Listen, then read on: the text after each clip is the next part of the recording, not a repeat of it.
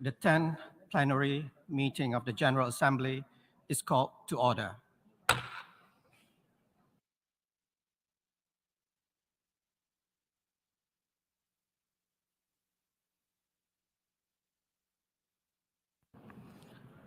The Assembly will hear an address by His Excellency Stevo Pendarovsky, President of the Republic of North Macedonia.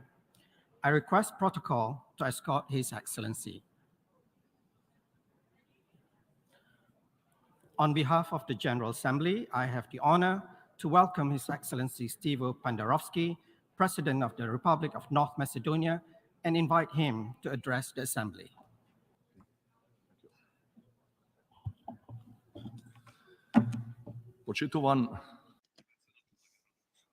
Honorable President of the General Assembly, Honorable Heads of State and Government, Honorable Secretary General, ladies and gentlemen, it is indeed a particular honor and pleasure to speak on behalf of the citizens of the Republic of North Macedonia here in the heart of the United Nations, within the general debate of the General Assembly. At the outset, allow me to wish every success to His Excellency Mr. Denis Francis, President of the 78th United Nations General Assembly. Every year at this time, the eyes of the world turn towards the largest gathering during which political leaders of nations elaborate on their visions for the future. This year, the focus on all of us is perhaps greater than ever before. The reason for this being that the least common denominator of the emotional state of humanity today is fear. Fear of wars, famine and poverty, environmental disasters, fear for the future of our next of kin. It is an undeniable fact that international order has been shaken to its core at various points of the world. The aggression of the Russian Federation against Ukraine continues with unabated ferocity, which is flagrant violation of the Charter of the United Nations and of the principles of international law, and this in continuity. This would be the biggest security crisis after the Second World War, with global consequences that are felt more or less on all continents. With each passing day, the suffering of Ukrainian people becomes greater. Material goods are destroyed, and the danger of escalation becomes imminent. We most strongly condemn the aggression against Ukraine, as was done by a great number of members of our organization. We stand for unconditional withdrawal of Russian-occupied troops and respect for Ukrainian sovereignty and territorial integrity within its internationally recognized borders. The Charter of this World Assembly is crystal clear in this sense. All open issues anywhere in the world must be resolved by peaceful means, with negotiations and dialogue, and by renouncing the use of force. The war in Ukraine is the most blatant, but unfortunately not the only example of a threat against world peace and security. The global security architecture, the basis of which is this organization, is especially shaken when a state, a permanent member of the United Nations Security Council, illegally attacks another member state of that same organization. It was not by accident that recently the Secretary General warned that the risk of a nuclear disaster is today at the highest level since the end of the Cold War. This alert, coming from the highest level of the organization, should be a wake-up call for all reasonable political leaders for a global mobilization to preserve peace, undoubtedly the biggest value of humanity.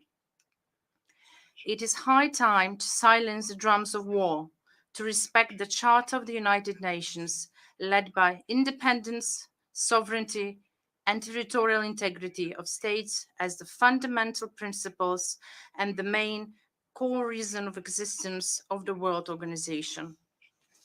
Distinguished colleagues, peace is the fundament of everything. However, the world is facing challenges of various formats, and their tackling requires not only peace among states, but also mutual trust and cooperation. It is certain the trust built throughout decades and mostly in this building has been seriously undermined, and we will need time, efforts, and above all, political will to reinstate it.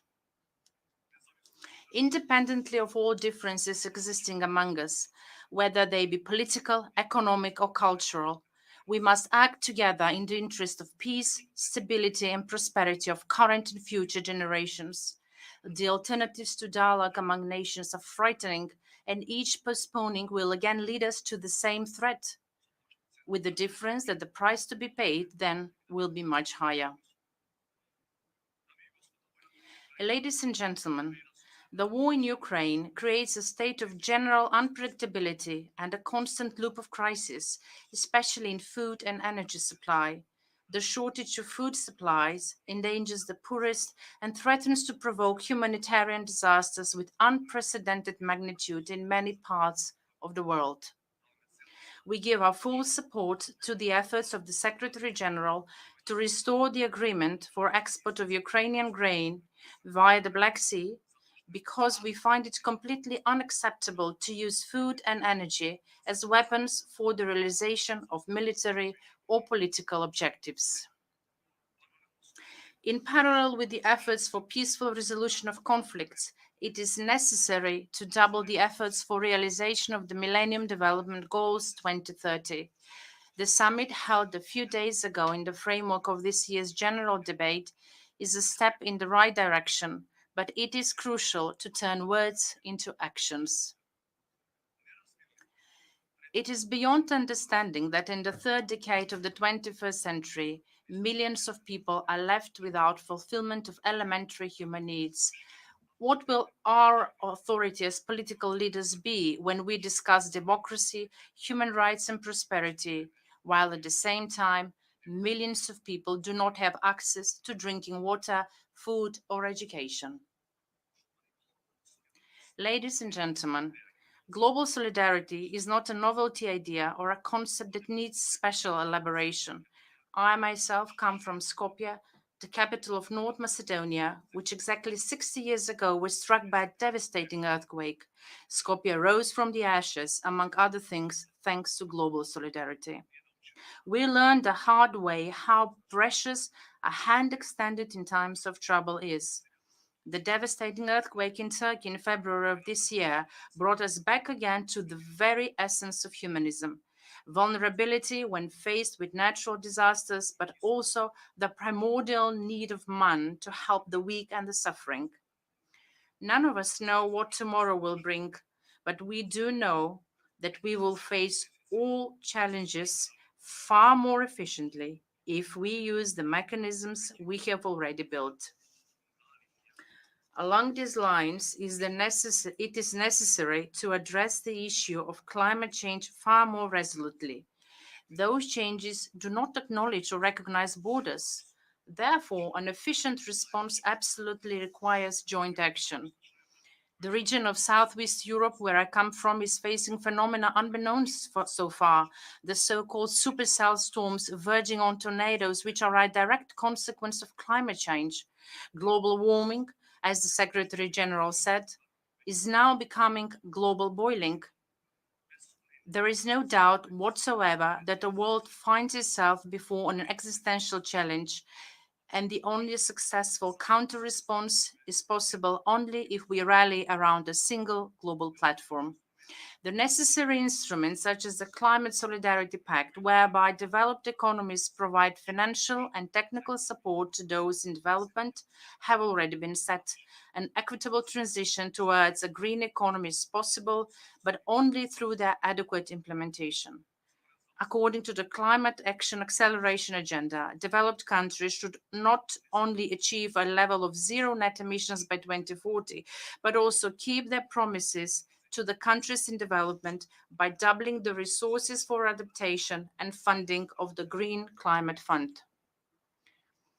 Excellencies, the greatest threat of the present, geopolitical turbulences, wars, terrorism, climate change of massive migration waves, happen at a time when international organizations and the entire multilateral system are going through an identity or a functionality crisis, and most often through both. The only real answer can be renewed and reinforced multilateralism that will value the individual needs of every country, but will also offer a clear vision of the big picture, of the things relating us, of the greater good. There is no better place for that joint endeavor than the United Nations. An urgent need of humanity today is to bring back predictability, early warning, and prevention in international relations. It is certain that the prerequisite to this are internal reforms of the United Nations system with respect to the principle of greater representation and inclusiveness in order to reflect the reality of the world today. Moreover, it is necessary to establish mechanisms for better functionality while also reducing the options for paralyzing the work of the organization. In this context, we do provide our full support to the ministerial meeting convened in preparation for the Summit of the Future to be held in 2024. Of course, the need remains to solve old problems while addressing new challenges, although some of them, like fake news and cyber threats, have already become part of our lives. Some others, although newly dated, such as artificial intelligence, are already causing major changes in our lives. There should be no doubt in our minds that without a joint pact for the future, no country or a group of countries will have the potential to offer or implement responses to these challenges alone. Excellencies, dear friends, since day one of our independence, more than 30 years ago, my country has been manifesting in the best possible way its attachment to the principles of peace, profound regional cooperation, and resolution of open issues by means of dialogue. In 1991, we started a process of internal democratic maturation through affirmation of the rights of ethnic communities to the highest degree possible and fostering a culture of dialogue when resolving internal issues, but also in the relations with our neighbors. We accepted compromise as a way of solving problems, not as an expression of weakness, but on the contrary, as an expression of self confidence in our ability to protect our own interests without damaging the interests of others. Respecting the principles that we believe in, we continue to provide an active contribution to peace, stability, democratic values, sustainable development, and economic prosperity. This year, we hold the chairpersonship of the OSCE, the largest regional security organization. In a time filled with unprecedented challenges, even in such conditions, we strive to maintain the relevance of the organization, led by the fundamental principles of the UN Charter and the Helsinki Final Act. We remain amongst the biggest promoters of regional cooperation in Southeast Europe, working at the same time on the fulfillment of the criteria for membership in the European Union not later than 2030. There is no dilemma in our mind that strengthening the democratic institutions in continuity and with a guaranteed equity of all citizens is the only possible way to a greater cohesion in a multi-ethnic society. Distinguished colleagues, at the beginning, I mentioned that fear of the future is perhaps the predominant feeling today. However, this must not be accepted as normal. Before us, the political leaders gathered here today, there is a responsibility to substitute that feeling of fear with one of hope and faith in a more just world. A precondition to this is to achieve, as soon as possible, a renewed agreement for respecting the fundamental values and humanistic ideals for which this very organization was established 78 years ago. Thank you for your attention. On behalf of the Assembly, I wish to thank the President of the Republic of North Macedonia for the statement just made, and I request protocol to escort His Excellency. We shall now continue with the general debate. The Assembly will hear an address by His Excellency Benjamin Netanyahu, Prime Minister of the State of Israel. I request protocol to escort His Excellency. I have great pleasure in welcoming His Excellency Benjamin Netanyahu, Prime Minister of the State of Israel. I invite him to address the Assembly.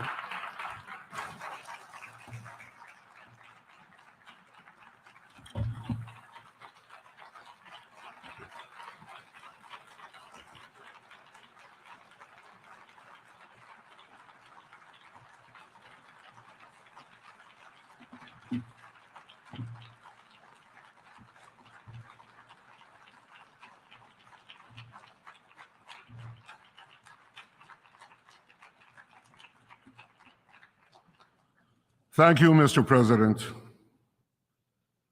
Ladies and gentlemen, over 3 millennia ago, our great leader Moses addressed the people of Israel as they were about to enter the Promised Land. He said they would find there two mountains facing one another. Mount Gerizim, the site on which a great blessing would be proclaimed, and Mount Ebal, the site of a great curse. Moses said that the people's fate would be determined by the choice they made between the blessing and the curse. That same choice has echoed down the ages, not just for the people of Israel, but for all humanity. We face such a choice today. It will determine whether we enjoy the blessings of a historic peace, of boundless prosperity and hope, or suffer the curse of a horrific war, of terrorism and despair. When I last spoke at this podium 5 years ago, I warned about the tyrants of Tehran. They've been nothing but a curse to their own people, to our region, to the entire world. But at that time, I also spoke about a great blessing that I could see on the horizon. Here's what I said, quote, "The common thread of Iran has brought Israel and many Arab states closer than ever before in a friendship that I have not seen in my lifetime." I said the day would soon arrive when Israel would be able to expand peace beyond Egypt and Jordan to other Arab neighbors, end quote. Now, in countless meetings with world leaders, I made the case that Israel and the Arab states shared many common interests, and that I believe that these many common interests could facilitate a breakthrough for a broader peace in our region. Thank you.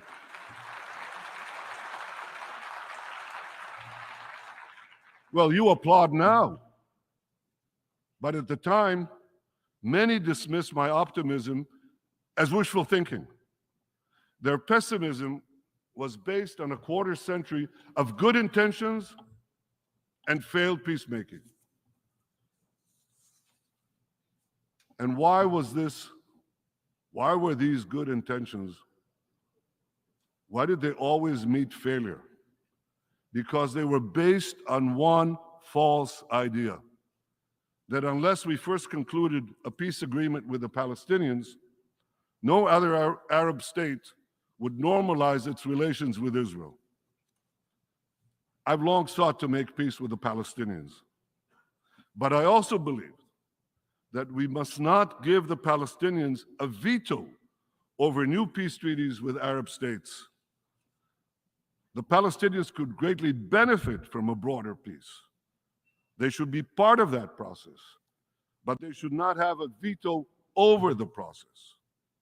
And I also believe that making peace with more Arab states would actually increase the prospects of making peace between Israel and the Palestinians. See, the Palestinians are only 2% of the Arab world, as long as they believe that the other 90% will remain in a warlike state with Israel, that larger mass, that larger Arab world could eventually choke, dissolve, and destroy the Jewish state. So when the Palestinians see that most of the Arab world has reconciled itself to the Jewish state, they too will be more likely to abandon the fantasy of destroying Israel and finally embrace a path of genuine peace with it.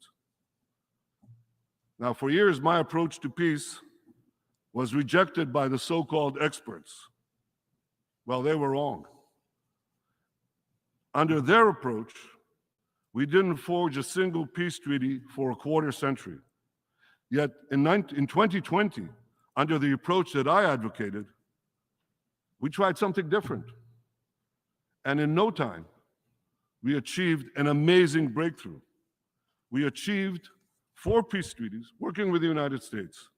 Israel forged 4 peace treaties in 4 months with 4 Arab countries: the United Arab Emirates, Bahrain, Sudan, and Morocco. The Abraham Accords were a pivot of history. And today, we all see the blessings of those accords. Trade and investment with our new peace partners are booming. Our nations cooperate in commerce, energy, water, agriculture, medicine, climate, and many, many other fields. Close to 1 million Israelis have visited the United Arab Emirates in the past 3 years. Every day, Israelis save time and money by doing something they couldn't do for 70 years. They fly over the Arabian Peninsula to destinations in the Gulf, India, the Far East, Australia. The Abraham Accords ushered in another dramatic change. It brought Arabs and Jews closer together. We see it in the frequent Jewish weddings in Dubai, in the dedication of a Torah school in a synagogue in Bahrain, in the visitors flocking to the Museum of Moroccan Judaism in Casablanca. We see it in lessons that are given to Arab students about the Holocaust in the UAE. There's no question. The Abraham Accords heralded the dawn of a new age of peace. But I believe that we are at the cusp of an even more dramatic breakthrough, an historic peace between Israel and Saudi Arabia. Such a peace will go a long way to ending the Arab-Israeli conflict. It will encourage other Arab states to normalize their relations with Israel. It will enhance the prospects of peace with the Palestinians. It will encourage a broader reconciliation between Judaism and Islam, between Jerusalem and Mecca, between the descendants of Isaac and the descendants of Ishmael. All these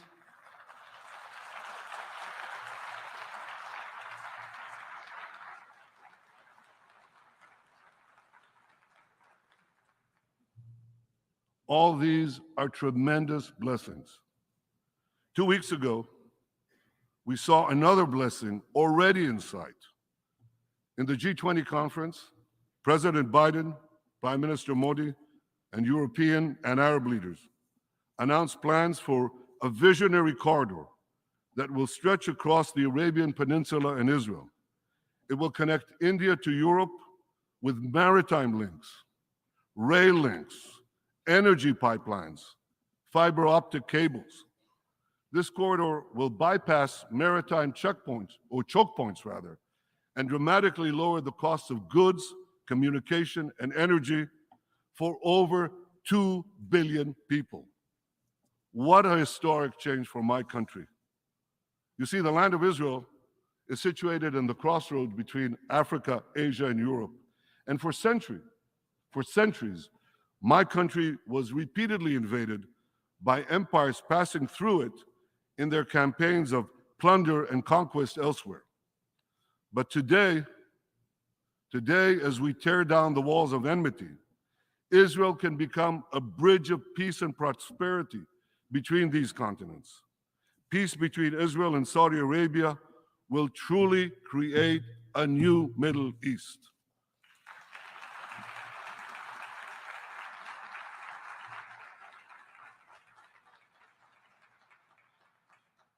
To understand the magnitude of the transformation that we seek to advance, let me show you a map of the Middle East in 1948, the year Israel was established. Here's Israel in 1948. It's a tiny country, isolated, surrounded by a hostile Arab world. In our first 7 years, we made peace with Egypt and Jordan. And then in 2020, we made the Abraham Accords, peace with another 4 Arab states. Now look at what happens when we make peace between Saudi Arabia and Israel.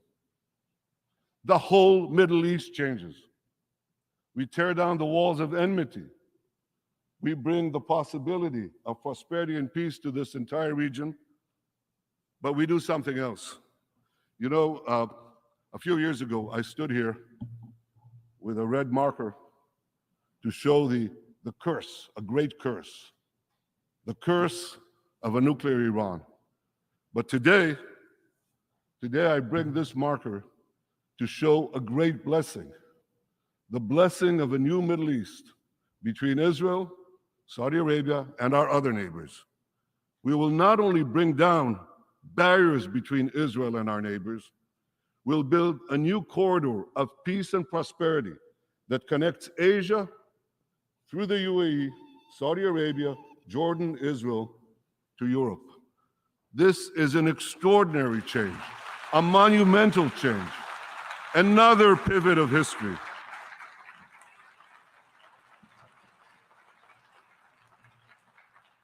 Now, as the circle of peace expands, I believe that a real path towards a genuine peace with our Palestinian neighbors can finally be achieved.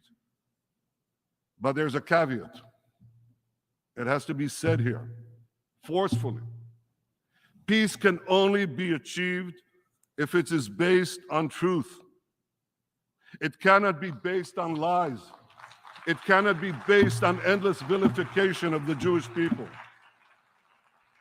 Palestinian leader Mahmoud Abbas must stop spreading the horrible anti-Semitic conspiracies against the Jewish people and the Jewish state. I mean, he recently said that Hitler wasn't an anti-Semite. You can't make this up. But he did. He said that. And the Palestinian Authority must stop glorifying terrorists. They must stop its ghoulish pay-to-slay policy of giving money to Palestinian terrorists for the murder of Jews. This is all outrageous. It must stop for peace to prevail.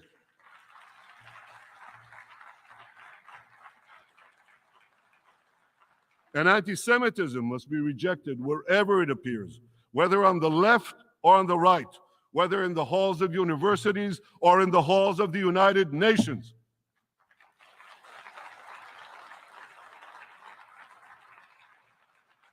For peace to prevail, the Palestinians must stop spewing Jew hatred, finally reconcile themselves to the Jewish state. By that I mean not only to the existence of the Jewish state, but to the right of the Jewish people to have a state of their own in their historic homeland, the land of Israel.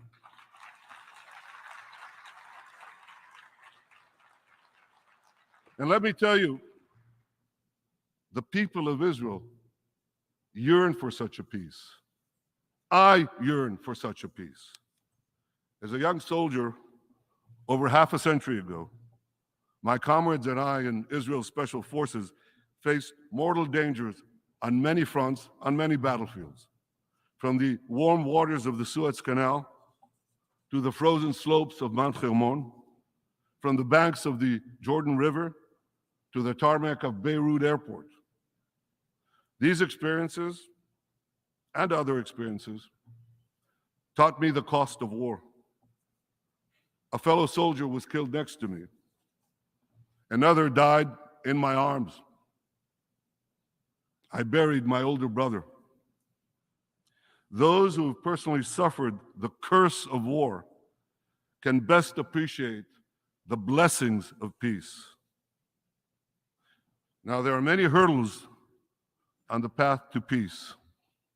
There are many hurdles on the extraordinary path to peace that I've just described. But I'm committed to doing everything I can to overcome these hurdles, to forge a better future for Israel and all of our peoples, all the peoples in our region. 2 days ago,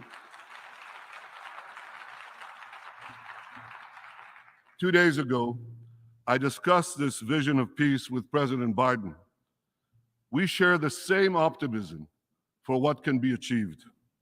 And I deeply appreciate his commitment to seize this historic opportunity. The United States of America is indispensable in this effort. And just as we achieved the Abraham Accords with the leadership of President Trump, I believe we can achieve peace with Saudi Arabia with the leadership of President Biden.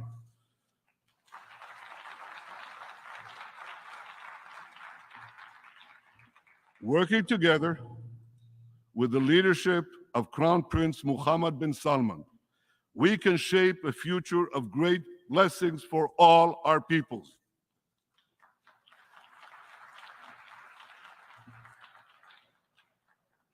Now, you know, ladies and gentlemen, you know there's a fly in this ointment, because rest assured, the fanatics ruling Iran will do everything they can to thwart this historic peace. Iran continues to spend billions to arm its terror proxies. It continues to extend its terror tentacles in the Middle East, Europe, Asia, South America, even North America. They even tried to assassinate the Secretary of State of the United States of America.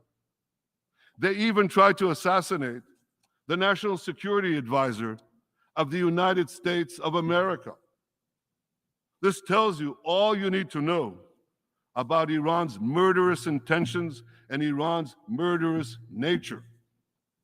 Iran continues to threaten international shipping lanes, hold foreign nationals for ransom, and engage in nuclear blackmail. Over the past year, its murderous goons have killed hundreds and arrested thousands of Iran's brave citizens. Iran's drones and missile program threaten Israel and our Arab neighbors, and Iran's drones have brought and bring death and destruction to innocent people in the Ukraine. Yet the regime's aggression is largely met by indifference in the international community. 8 years ago, the Western powers promised that if Iran violated the nuclear deal, the sanctions would be snapped back. Well, Iran is violating the deal, but the sanctions have not been snapped back. To stop Iran's nuclear ambitions, this policy must change. Sanctions must be snapped back. And above all, Iran must face a credible nuclear threat. As long as I'm Prime Minister of Israel, I will do everything in my power to prevent Iran from getting nuclear weapons.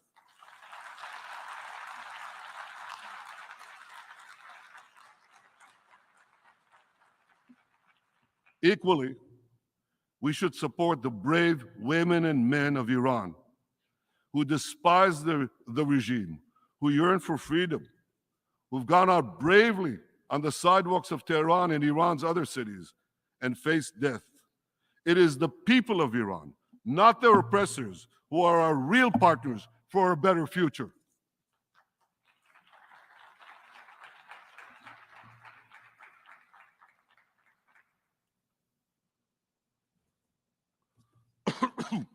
Ladies and gentlemen, whether our future will prove to be a blessing or a curse will also depend on how we address perhaps the most consequential development of our time, the rise of artificial intelligence.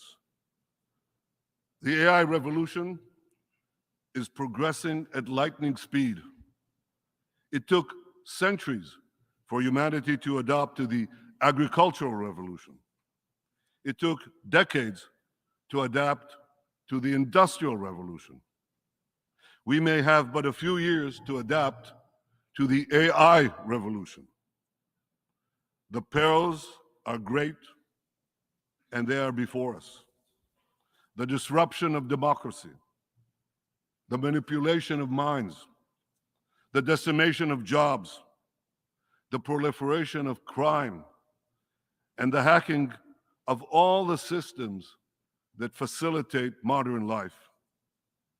Yet even more disturbing is the potential eruption of AI-driven wars that could achieve an unimaginable scale. And behind this perhaps looms an even greater threat, once the stuff of science fiction, that self-taught machines could eventually control humans instead of the other way around. The world's leading nations, however competitive, must address these dangers. We must do so quickly, and we must do so together. We must ensure that the promise of an AI utopia does not turn into an AI dystopia. We have so much to gain. Imagine the blessings of finally cracking the genetic code, extending human life by decades, and dramatically reducing the ravages of old age. Imagine healthcare tailored to each individual's genetic composition, and predictive medicine that prevents diseases long before they occur. Imagine robots helping to care for the elderly. Imagine the end of traffic jams with self-driving vehicles on the ground, below the ground, and in the air. Imagine personalized education that cultivates each person's full potential throughout their lifetime. Imagine a world with boundless clean energy and natural resources for all nations. Imagine precision agriculture and automated factories that yield food and goods in an abundance that ends hunger and want. I know this sounds like a John Lennon song, but it could all happen. Imagine that we could achieve the end of scarcity, something that eluded humanity for all history. It's all within our reach. And here's something else within our reach. With AI, we can explore the heavens as never before and extend humanity beyond our blue planet. For good or bad, the developments of AI will be spearheaded by a handful of nations, and my country, Israel, is already among them. Just as Israel's technological revolution provided the world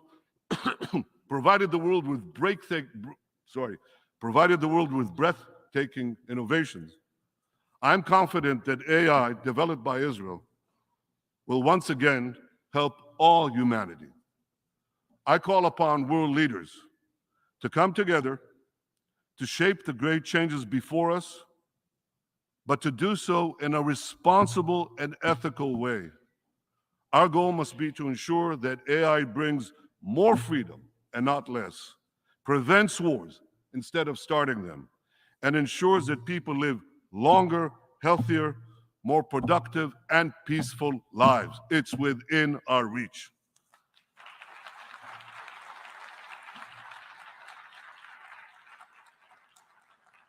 And as we harness the powers of AI, let us always remember the irreplaceable value of human intuition and wisdom. Let us cherish and preserve the human capacity for empathy, which no machine can replace. Thousands of years ago, Moses presented the children of Israel with a timeless and universal choice. Behold, I set before you this day a blessing and a curse. May we choose wisely between the curse and the blessing, that stand before us this day. Let us harness our resolve and our courage to stop the curse of a nuclear Iran and roll back its fanaticism and aggression. Let us bring forth the blessings of a new Middle East that will transform lands once ridden with conflict and chaos into fields of prosperity and peace. And may we avoid the perils of AI by combining the forces of human and machine intelligence to usher in a brilliant future for our world in our time and for all time. Thank you. On behalf of the Assembly, I wish to thank the Prime Minister of the State of Israel for the statement just made, and I request protocol to escort His Excellency.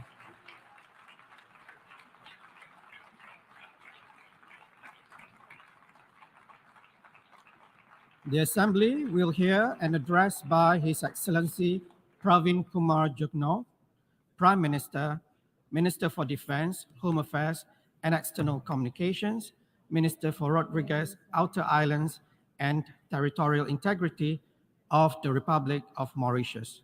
I request protocol to escort His Excellency. I have great pleasure in welcoming His Excellency Pravin Kumar Jugnauth, Prime Minister, Minister for Defense, Home Affairs and External Communications, Minister for Rodriguez, Outer Islands and Territorial Integrity of the Republic of Mauritius. I invite him to address the Assembly. Excellency, Mr. Dennis Francis, President of the General Assembly, Excellency, Mr. Antonio Guterres, the Secretary General of the United Nations, heads of states and heads of government, Excellencies, distinguished delegates, good morning. Mr. President, may I begin by congratulating you on your election as President of the 78th session of the General Assembly. I also wish to convey my appreciation to His Excellency, Mr. Sabo Korosi, for his sterling leadership of the 77th session of the General Assembly. United Nations Secretary General, His Excellency Antonio Guterres, also deserves our gratitude for his inspiring and commendable initiatives in furthering the objectives of our organization. Mr. President, it is a matter of great pride to see a fellow islander preside over the proceedings of the 78th session of the United Nations General Assembly, especially at a time when the world is faced with a myriad of interlocking challenges amidst conflicts, climate chaos, inequality, and hunger. Let me assure you, Mr. President, of the commitment of Mauritius to the principles that the United Nations stands for, and the hopes and aspirations that we all have in the United Nations. Mauritius is firmly committed to fulfilling its responsibilities as a member of the United Nations. Let me also seize this opportunity to express to the governments and peoples of the Kingdom of Morocco and the State of Libya our solidarity at this tragic moment. Mr. President, your theme this year could not be more timely.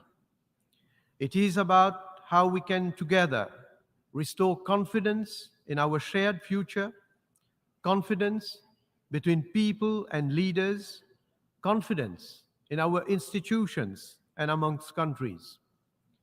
Unless we urgently begin to rebuild this trust, it will prove impossible to tackle the challenges we have to face. No country, no matter how powerful or wealthy, can succeed in tackling current challenges on its own. Our fate and fortunes have never been so closely linked. Indeed, the world is at a critical inflection point as it faces unprecedented and interlocking crises with the multilateral system being under greater strain. The ICT revolution has increased connections and complexities to our daily lives, and the list of problems is daunting. From a lingering COVID-19 pandemic, climate change, declining biodiversity, food and energy insecurity, cybercrime, terrorism, large-scale migration, gender inequality, a general pushback against human rights, to inadequate development financing, increasing debt burdens, and geopolitical crises. Our national borders are no match for these challenges. Effective multilateral response is the only way to address geopolitical challenges and rescue our common agenda. We have to give a new direction to multilateralism and to the United Nations. We need to restore trust in multilateralism. As leaders of the world, we should lead by example, show our unwavering commitment, and honor the promises made. More importantly, we need to uphold fairness and justice.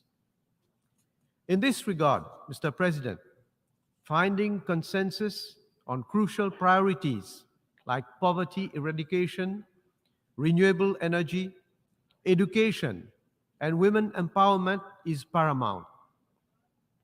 The Sustainable Development Goals serve as our guiding compass on this journey.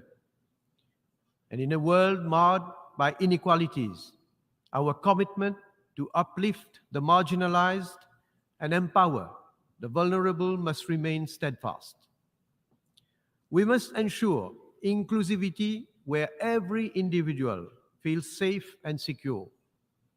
Our society's strength lies in its diversity. An efficient education system is vital in order to achieve such inclusivity. Everyone will need to possess an evolving pool of knowledge, skills, and capacities, or else we will have a two-speed world, deepening inequalities and exacerbating global instability. We need to build an integrated system of lifelong learning and ensure equity, access, and inclusion in relevant curricula. We should work together towards harnessing digital tools and increase investment in education so that it is recognized as a global public good. The surge in health challenges, from non-communicable diseases to global pandemics like COVID-19, underscores the importance of global unity. By fostering cooperation, sharing resources and expertise, we can ensure universal access to highest standard of healthcare in order to protect the vulnerable and strengthen our global resilience. Mr. President, scaled-up action to reduce emissions to align with goals set forth in the Paris Agreement is becoming imperative. Even within the 1.5 degrees Celsius goal, SIDS are facing an existential threat. Exceeding this threshold would be catastrophic. To secure a sustainable future, we must collectively phase out fossil fuel usage and hasten the just transition to sustainable energy sources, targeting net zero emissions globally by 2050. The Intergovernmental Panel on Climate Change 6th Assessment Report has already warned that further delay will mean missing, and I quote, a brief and rapidly closing window of opportunity to secure a livable and sustainable future for all, end of quote. SIDS, like Mauritius, wrestle with coastal erosion, marine pollution, and coral bleaching. Sea level rise and climate-related disasters loom large. Mauritius is facing a rise in sea level of 5.6 millimeters annually, almost twice the global average of 3.3 millimeters. These compounding challenges heighten our inherent vulnerabilities and imperil our sustainable development objectives. Mr. President, as leaders, it is our duty and responsibility to save the planet for our future generation.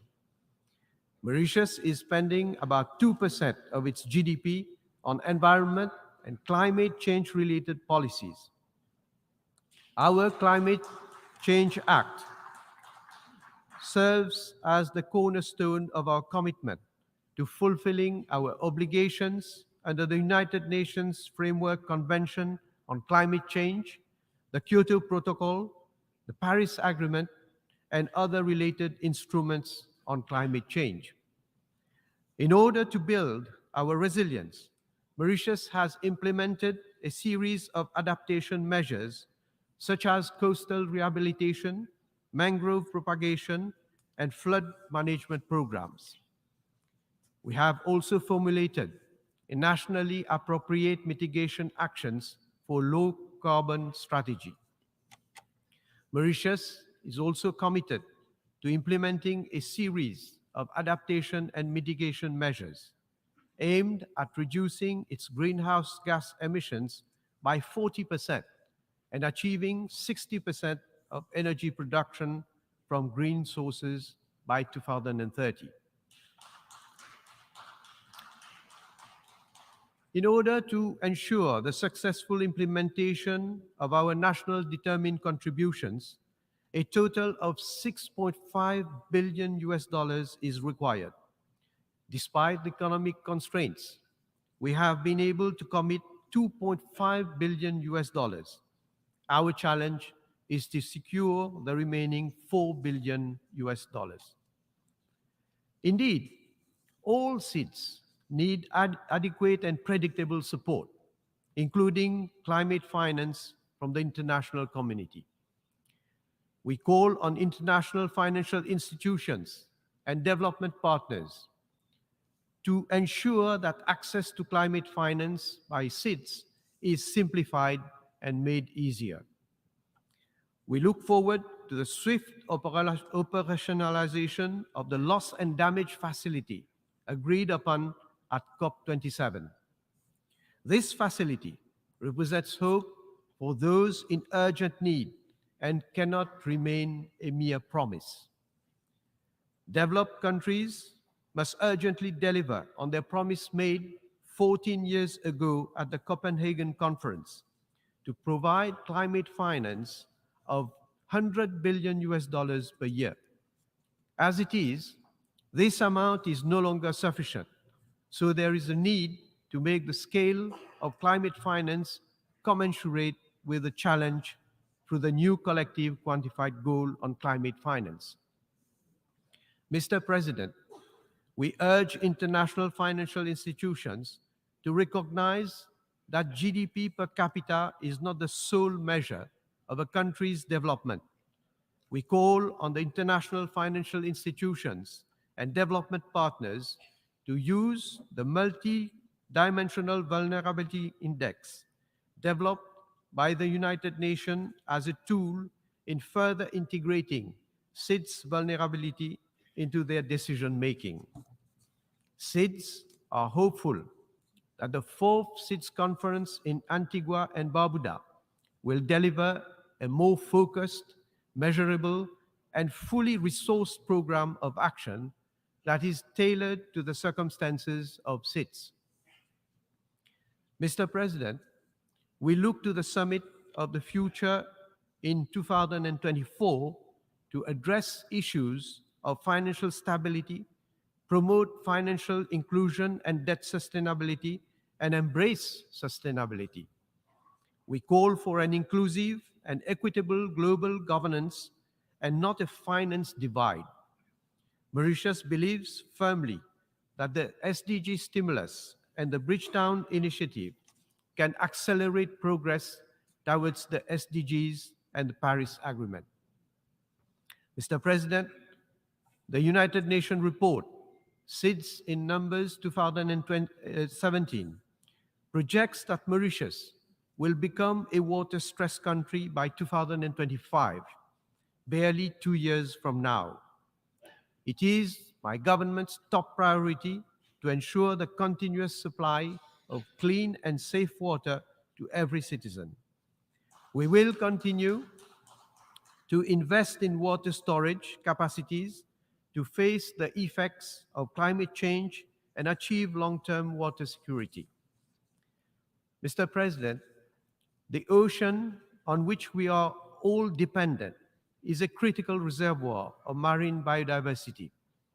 Mauritius welcomes the adoption of the agreement under the United Nations Convention on the Law of the Sea on the conservation and sustainable use of marine biological diversity of areas beyond national jurisdiction.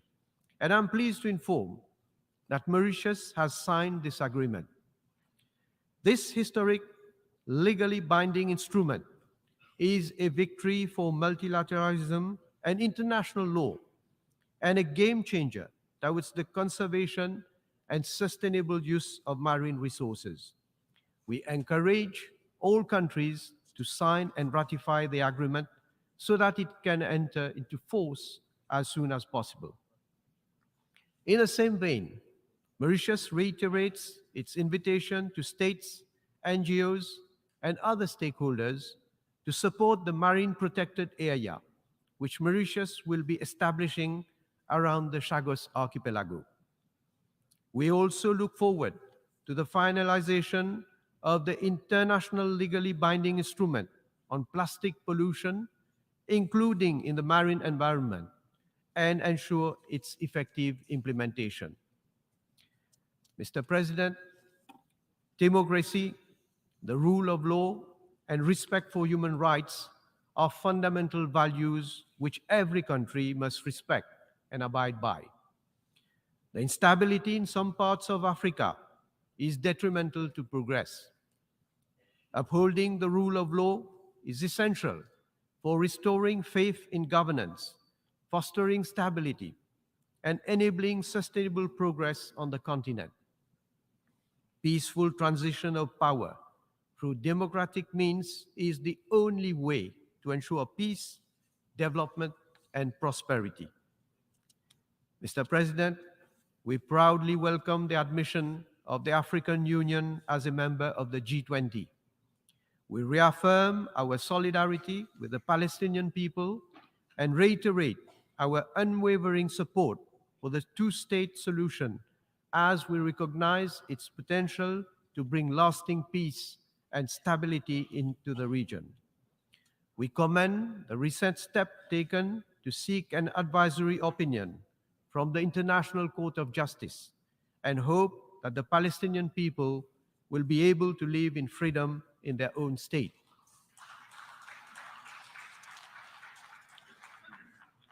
Mr. President, as we navigate through an increasingly complex path, it is crucial that we adapt our global institutions to effectively address the challenges of the 21st century. The United Nations Security Council has a vital role to play in maintaining international peace and security. However, it no longer reflects the realities of the modern world. Urgent reform of the United Nations Security Council and the revitalization of the General Assembly are essential to strengthen the United Nations for future generations.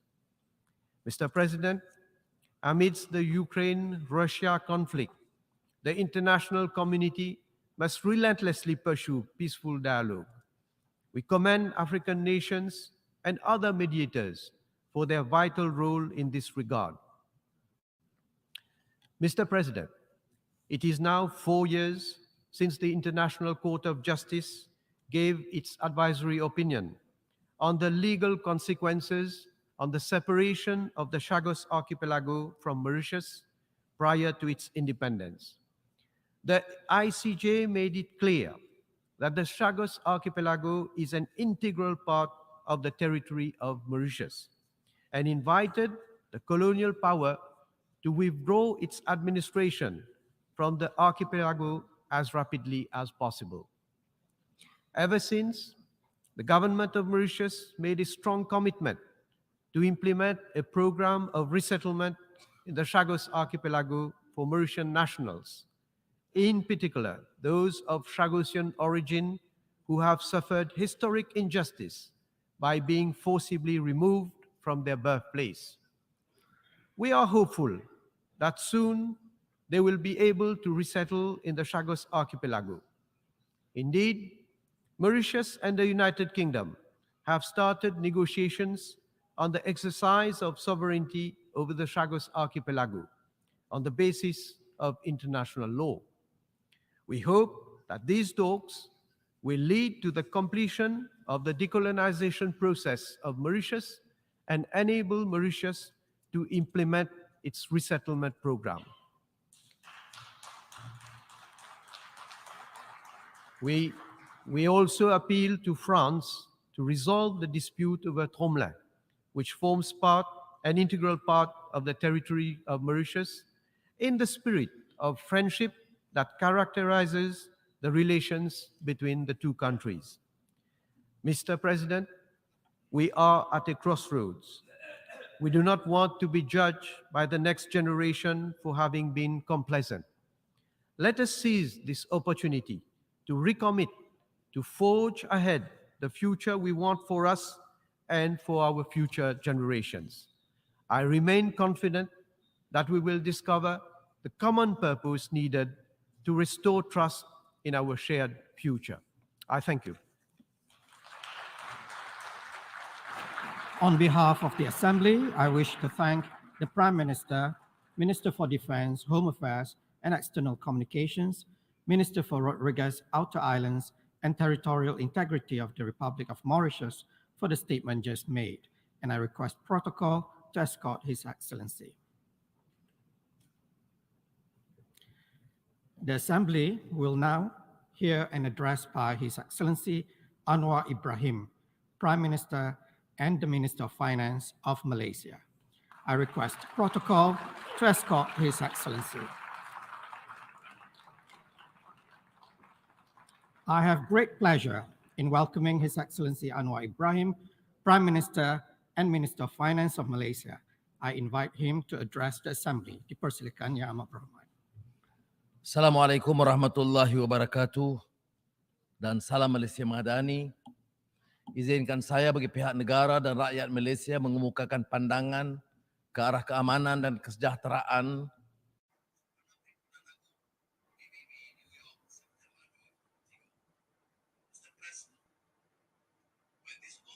was established almost 80 years ago.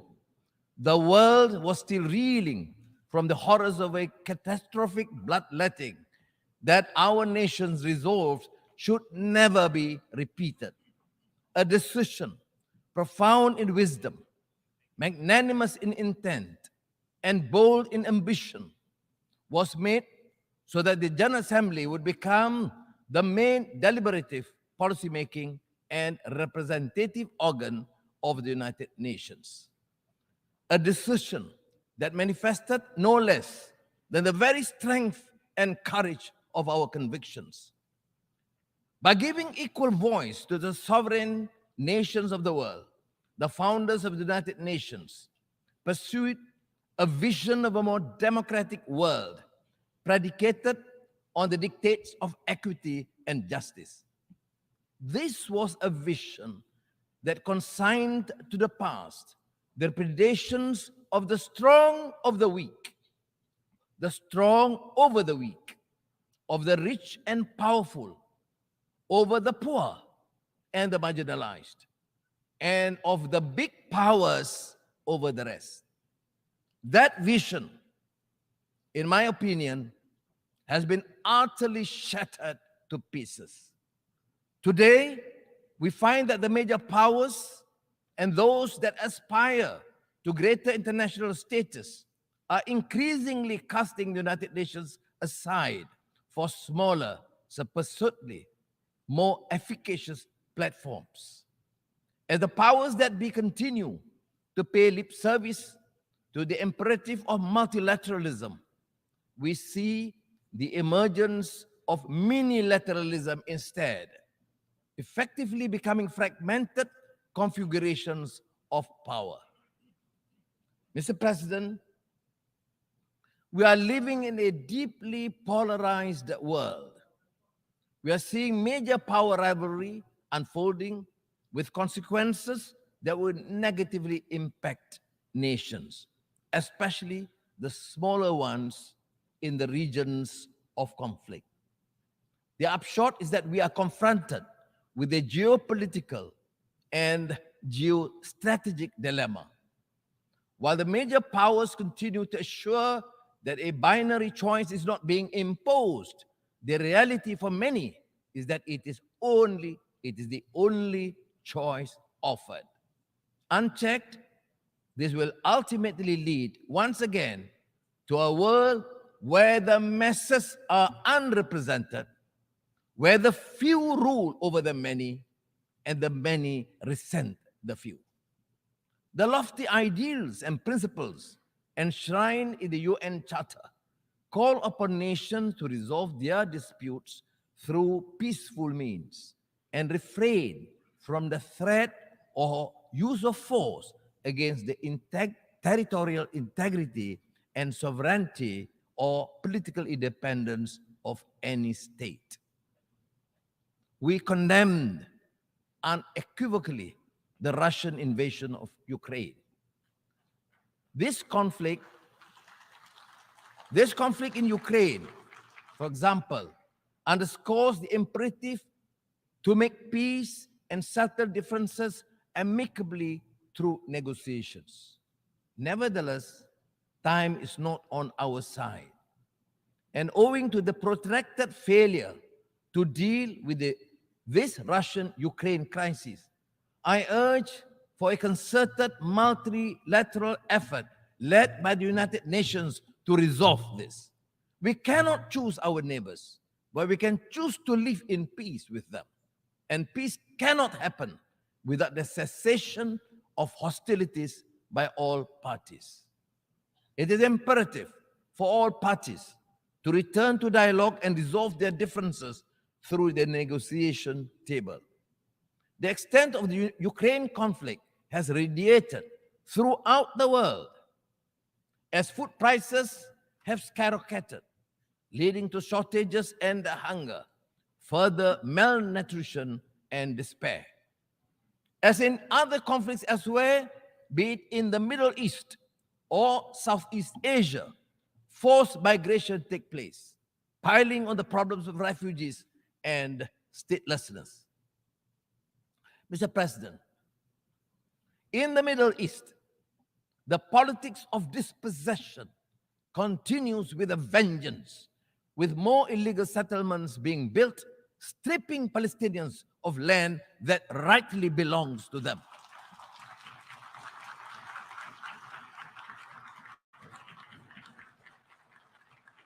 This constitutes a gross violation of international law.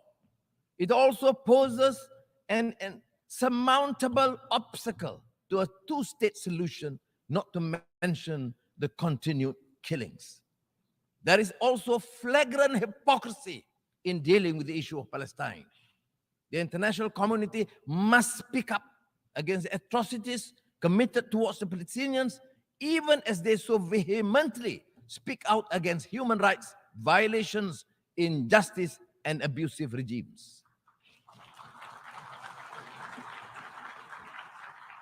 On Afghanistan, Malaysia remains deeply concerned with the dire humanitarian situation in the country.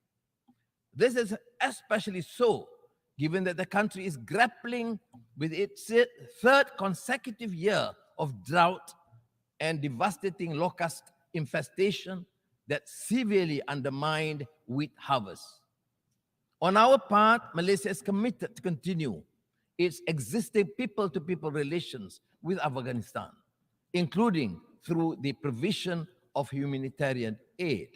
However, we remain resolute and firm in our call on the authority of Afghanistan to reverse their exclusionary and discriminatory policies against women and girls.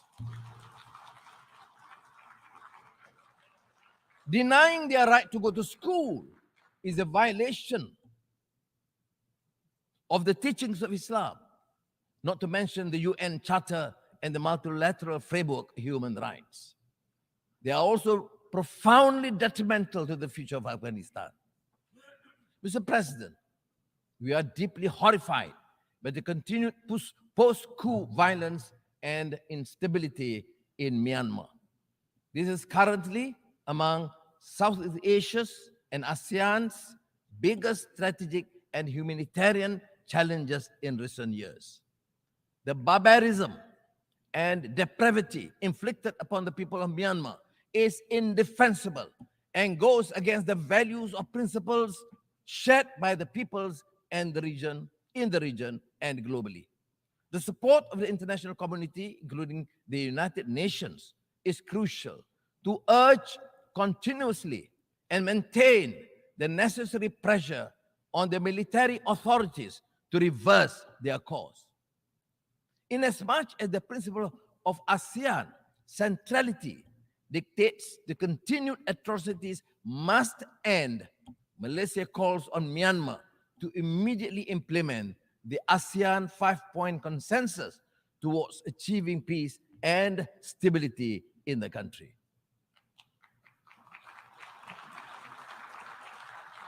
ASEAN is navigating the rivalry between the major powers in the Asia Pacific. Malaysia believes that any strategy undertaken should neither start nor exacerbate a race for dominance. Instead, such strategies should contribute to peace and stability, security and stability, security and prosperity in the region. Mr. President, scientists have confirmed that the world has just experienced its hottest summer in history. We have heard Secretary General Guterres gravely declare that climate breakdown has begun. Even Malaysia is seeing an increase in adverse impacts of climate change, with increasing temperature, rising sea levels, intensified monsoons, and erratic weather patterns disrupting livelihood and degrading local ecosystems. As such, we have not a moment to lose. Malaysia is doing its part by developing low carbon and renewable energy roadmaps to implement mitigating and adaptation strategies. The newly launched National Energy Transition Roadmap should aid us in achieving our NDCs as well as lighting the path towards our net zero aspirations. Discussions on climate change in the absence of equity, justice, and the necessary means to assist and empower countries to undertake greater climate action is an exercise in futility. We also urge the developed countries to fulfill their commitment of mobilizing $100 billion a year to support climate ambition endeavors of developing countries, while recognizing that trillions of dollars per annum will be needed in the near future. Mr. President, the 2023 SDG report has confirmed that we are falling behind, with nearly a third of the targets either at the state of inertia or worse, regressing. The global economy is also projected to continue to be weighed down by geopolitical uncertainties, supply chain disruptions, increase in commodity prices, as well as challenging financial conditions. This has widened the gap between economic growth and income, leading to a continuous disparity. As the growth in income fails to match economic growth, households become burdened with debt. We now have the super rich living side by side with the ultra poor. The contrast lies starkly in the things that matter: food on the table, shelter, access to quality education, healthcare. These factors cry out for drastic systemic reform, a total reset of global institutions that impact our lives.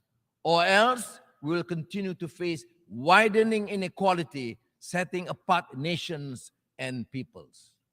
Mr. President, we are concerned over the emergence of a new form of racism characterized by xenophobia, negative profiling, and stereotyping of Muslims.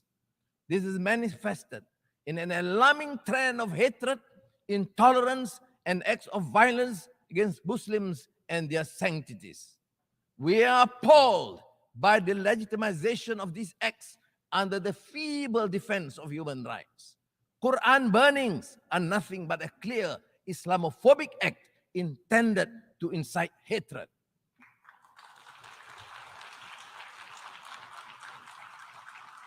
Inaction in the face of such blatant provocation to a religion is simply irresponsible and sends a dangerous message to humanity. We must embody the values of acceptance, tolerance, and mutual respect.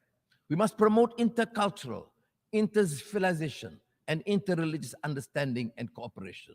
We must unite our faith in common cause to promote understanding and goodwill amongst our peoples and strengthen peace and harmony among nations. Mr. President, these are indeed tall orders, but that is the very reason we are here. I truly believe that no challenge, however formidable, is insurmountable if we secure the collective commitment of this global community, the member states of this august institution. What we need is trust and the conviction to make the world a better place, the will to work together on a platform of consensus and solidarity. Early this year,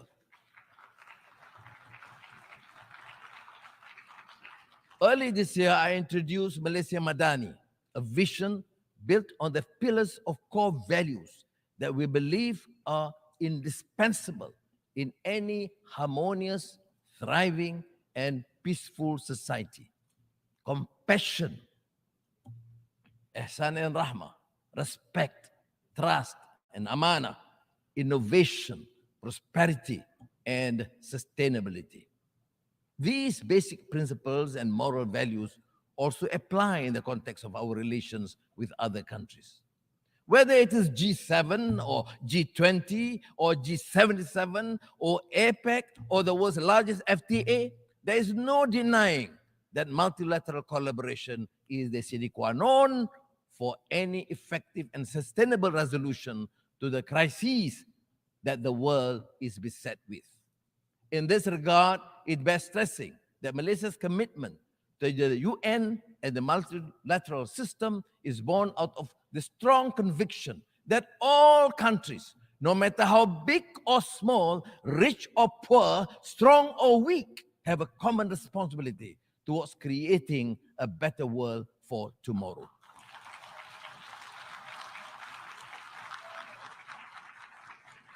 The world and our future in it is what we envision and construct it to be. Malaysia believes we can achieve this through greater trust and strengthen multilateralism. The United Nations can be the vessel to take us from despondency to a brighter future, from uncertainty to optimism, and from vulnerability to resilience. Terima kasih. Assalamualaikum. Terima kasih Yang Amat Berhormat. On behalf of the Assembly, I wish to thank the Prime Minister and Minister of Finance of Malaysia for the statement just made, and I request protocol to escort His Excellency. The Assembly will hear an address by His Excellency Robert Abela, Prime Minister of the Republic of Malta. I request protocol to escort His Excellency. I have great pleasure in welcoming His Excellency Robert Abela, Prime Minister of the Republic of Malta. I invite him to address the Assembly. Thank you, Mr. President, Excellencies, distinguished guests, dear friends. It is indeed a privilege to be once again addressing you on behalf of the people of Malta. And as I was preparing my remarks, I was reminded of those timeless lines by the poet John Donne. No man is an island entire of itself. Every man is a piece of the continent, a part of the main. Malta is a proud island nation, but we are most definitely not an island entire of ourselves. Quite the reverse.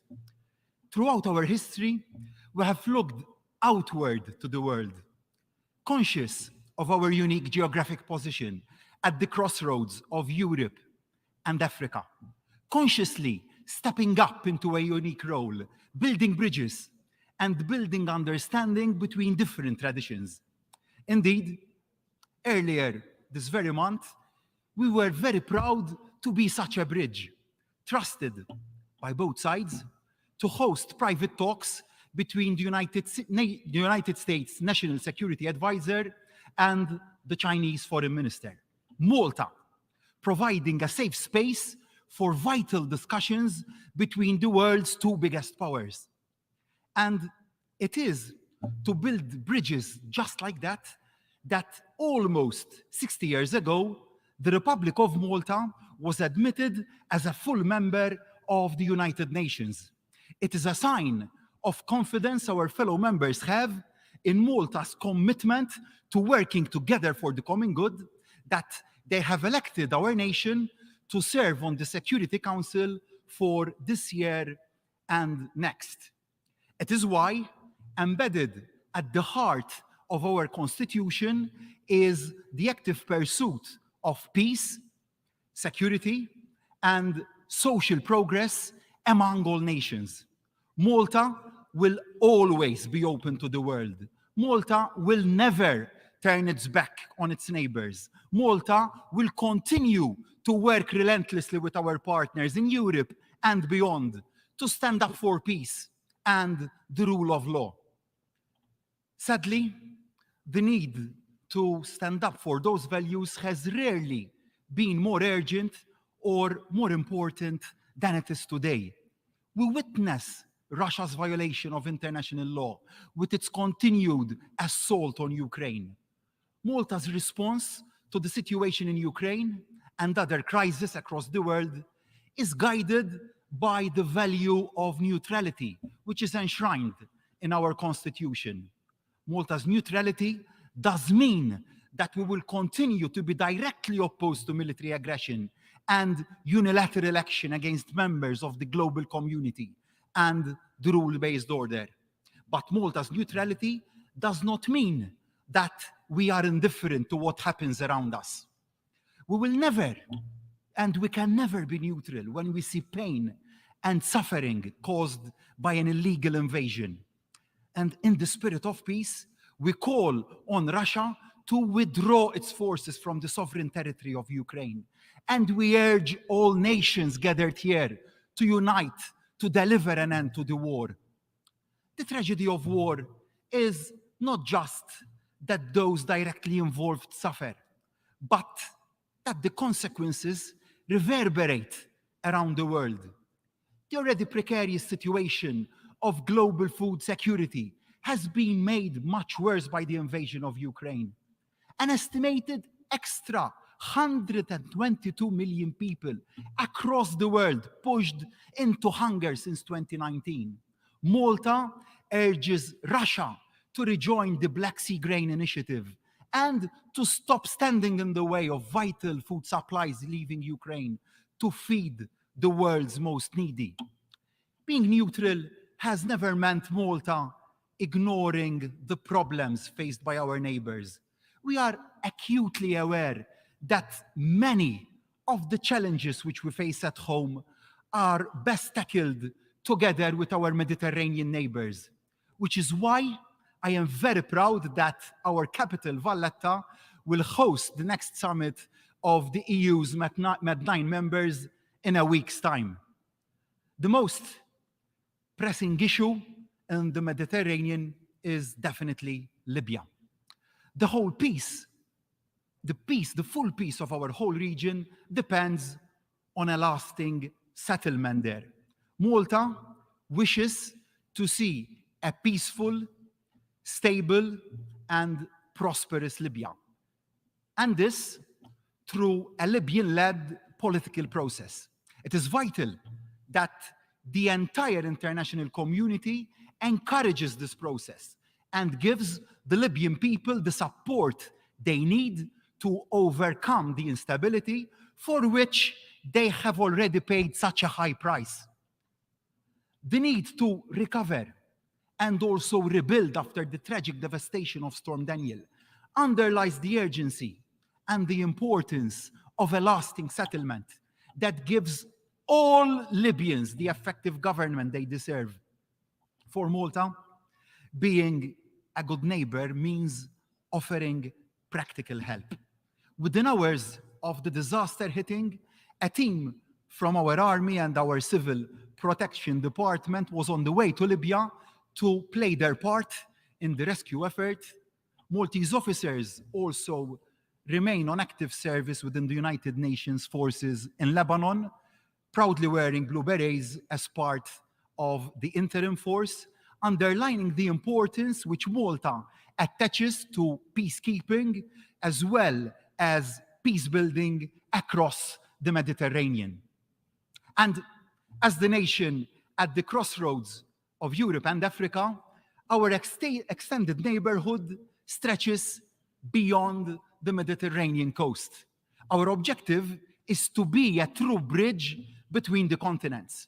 My government has underlined Malta's commitment to Africa by opening new diplomatic missions in Ghana and also in Ethiopia, and putting into action our first national strategy for Africa.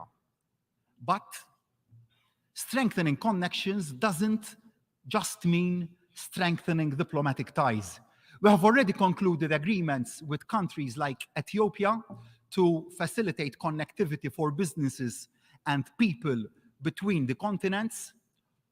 Malta remains deeply disturbed by the dire situation in the Sahel, political turmoil, irregular migration, the jihadist attacks on the civilian population, and food insecurity. We are also particularly concerned about the current situation in Niger and underline the urgency of a peaceful resolution to the crisis. From Ukraine to Mali, Libya to Niger, it can all too often seem like we are living in an era of despair. And the problems which the world faces are indeed deep and profound. It would be all too easy and all too understandable to fall into despondency, to think that nothing can be done. But in the rest of my remarks today, I want to show that things can be done, that we can make a difference, that if a small nation like Malta can play its part in addressing the most urgent issues our world faces, then this United Nations can put in place real and effective solutions globally. I began with that famous quotation that no man is an island, and leaders cannot be an island either. Our fine words to this August Assembly must not stand alone. They must be directly connected to our actions at home and to the priorities of our people. We must show through deeds and not just words that we can address the fears as well as the hopes and aspirations of the people that we represent. One of the advantages of being prime minister of a small country is that you are very close to the people that you represent. You hear loud and clear what is worrying them. And one of the persistent worries that I hear is that people feel a niggling sense of insecurity.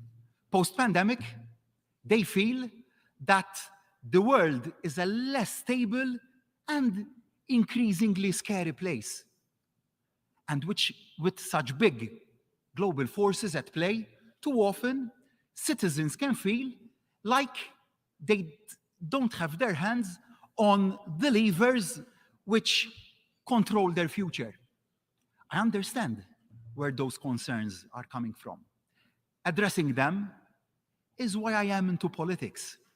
It is why I am adamant that every global policy that we put in place must make a difference locally, that we can show that by working together internationally, we can deliver solutions nationally. That way, we can address what pessimists call the new age of insecurity by building a new age of security. Yet, we must be realistic. There is no magic wand.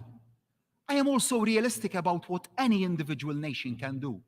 And I am also acutely aware that there is only so much a small nation can do. But if we all play our part, we can all make a difference.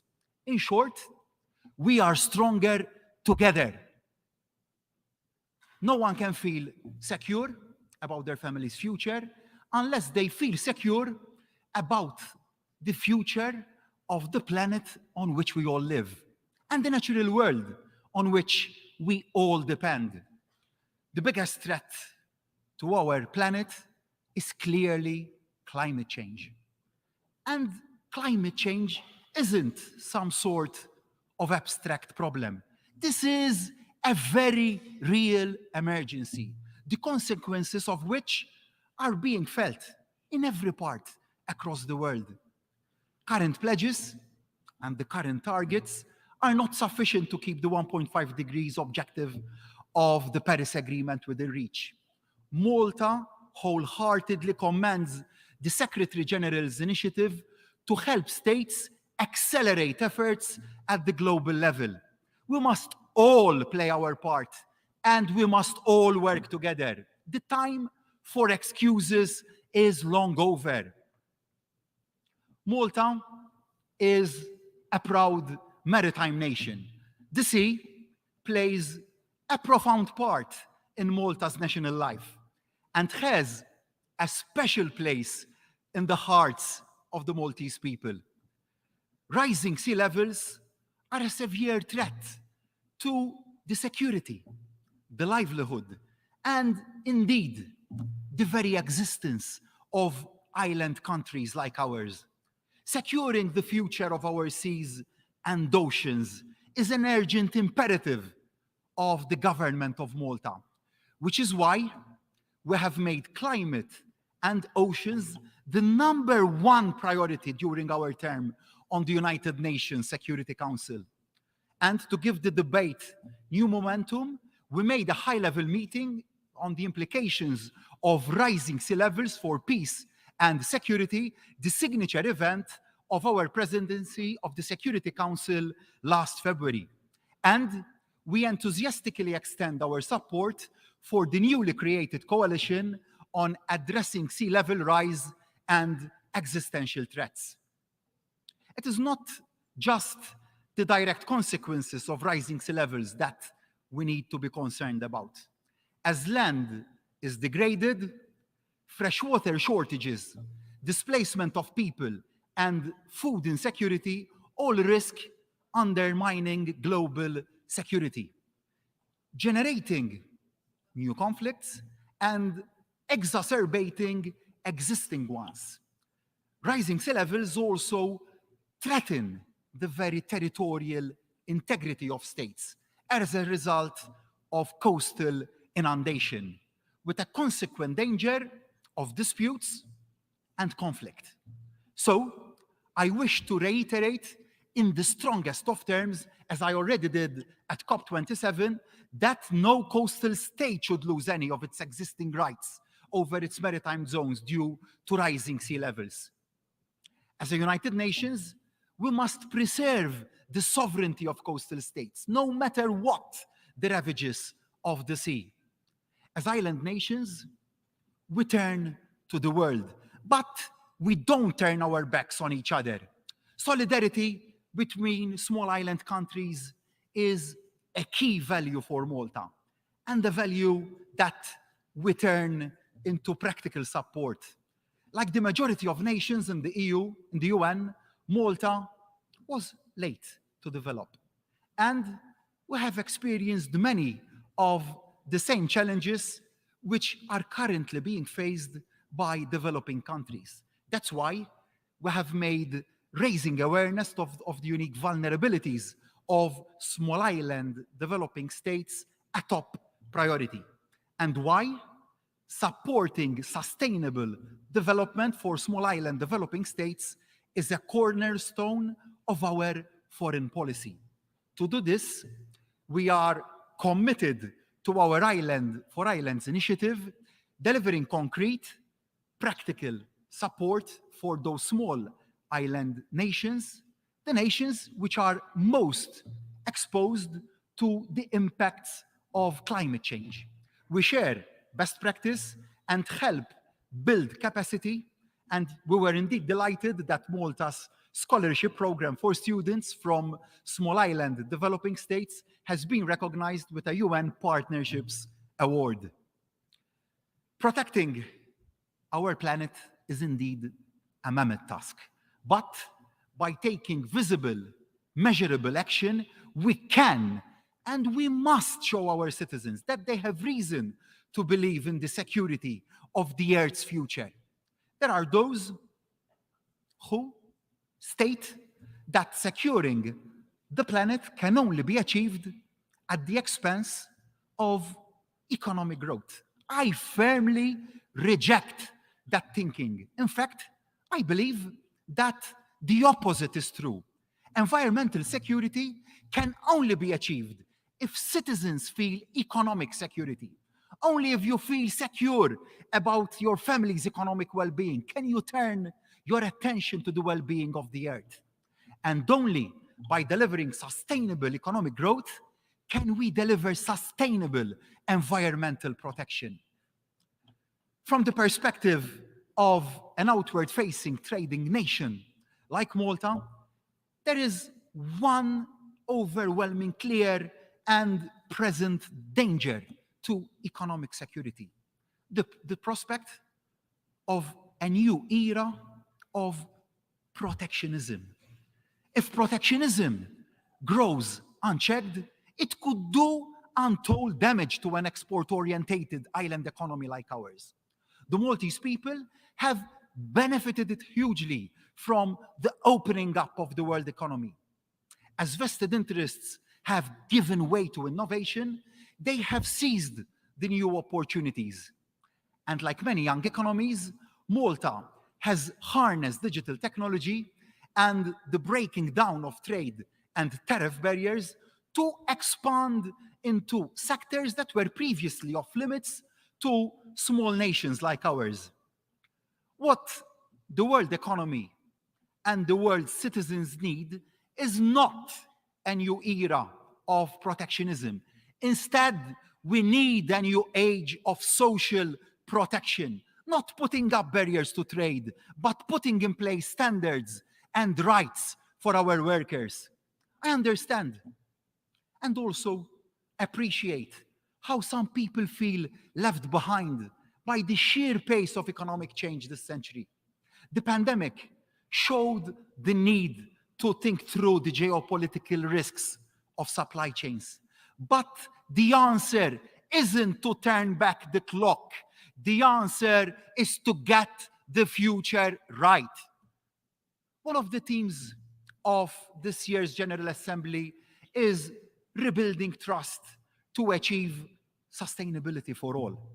And this is exactly what we must do. Too often, smaller and developing countries have been excluded from the decision-making process and have suffered as a result. Malta's clear. Trust on trade can only be achieved if genuine solidarity is maintained with all member states. Often, and open trading should be fair trading. Open economies should be fair economies. Only with fairness will citizens' sense of security be rebuilt. I came into politics passionate about building a country where decision-making is based on fairness and opportunity, with a commitment to equality, which is also a commitment to competitiveness. Take gender equality. Empowering women powers economic growth. One of our government's proudest moments and achievements is the introduction of free childcare that has enabled more parents to re-enter the workforce, increasing women's economic power and increasing growth for the economy as a whole. I am also proud to be speaking to you in the same month that Malta hosted a hugely successful Europe Ride, crowning recognition for the transformation in our nation's approach to LGBTIQ+ rights that has taken place since my party was returned to government, and a huge boost for our island's profile and also our island's economy. And take closing the digital divide, equipping more citizens of all ages and from all backgrounds with the digital skills that they need, which both increases their individual earning and adds to the nation's productivity, which is why we've extended ICT as a compulsory subject in all our upper secondary schools. So, Malta calls on the international community to work harder to ensure that the digital divide is narrowed, not just within each nation, but also globally. Similarly, upholding the rights of the child, as enshrined in the UN Convention, is of paramount importance to Malta. We work very hard to ensure that each and every child has the opportunities they deserve, no matter what the circumstances of their birth. By tackling child poverty and ensuring equal access to education and healthcare, we aim to ensure no child is left behind. Rightly, it is a moral imperative, but it is also an economic one. Leaving any of the next generation of workers without the skills they need isn't just damaging to the individuals excluded from prosperity. It is also damaging to economic growth. None of us can feel secure unless each and every child in our societies is safe and secure. One significant manifestation of the feeling of insecurity has been the number of people facing mental health difficulties. None of us can feel secure unless we know that mental health is taken as seriously as physical health by our healthcare systems. Even if we don't have mental health issues ourselves, knowing that care and support is there should we or those we care for needed is part of the reassurance that an active state should provide. To help provide that reassurance, in Malta, we have implemented a comprehensive mental health strategy to build capacity, address causes, and offering continuing support to individuals with mental health needs and also to their families. Through initiatives like the National Mental Health Helpline launched last year, offering a one-stop 24/7 resource to connect patients with the services that they need. And one of the biggest drivers of mental health worries is the fear of the future. Indeed, none of us can feel secure about our lives if we don't feel secure about what is coming tomorrow. Right now, one of the biggest fears many have is of technology.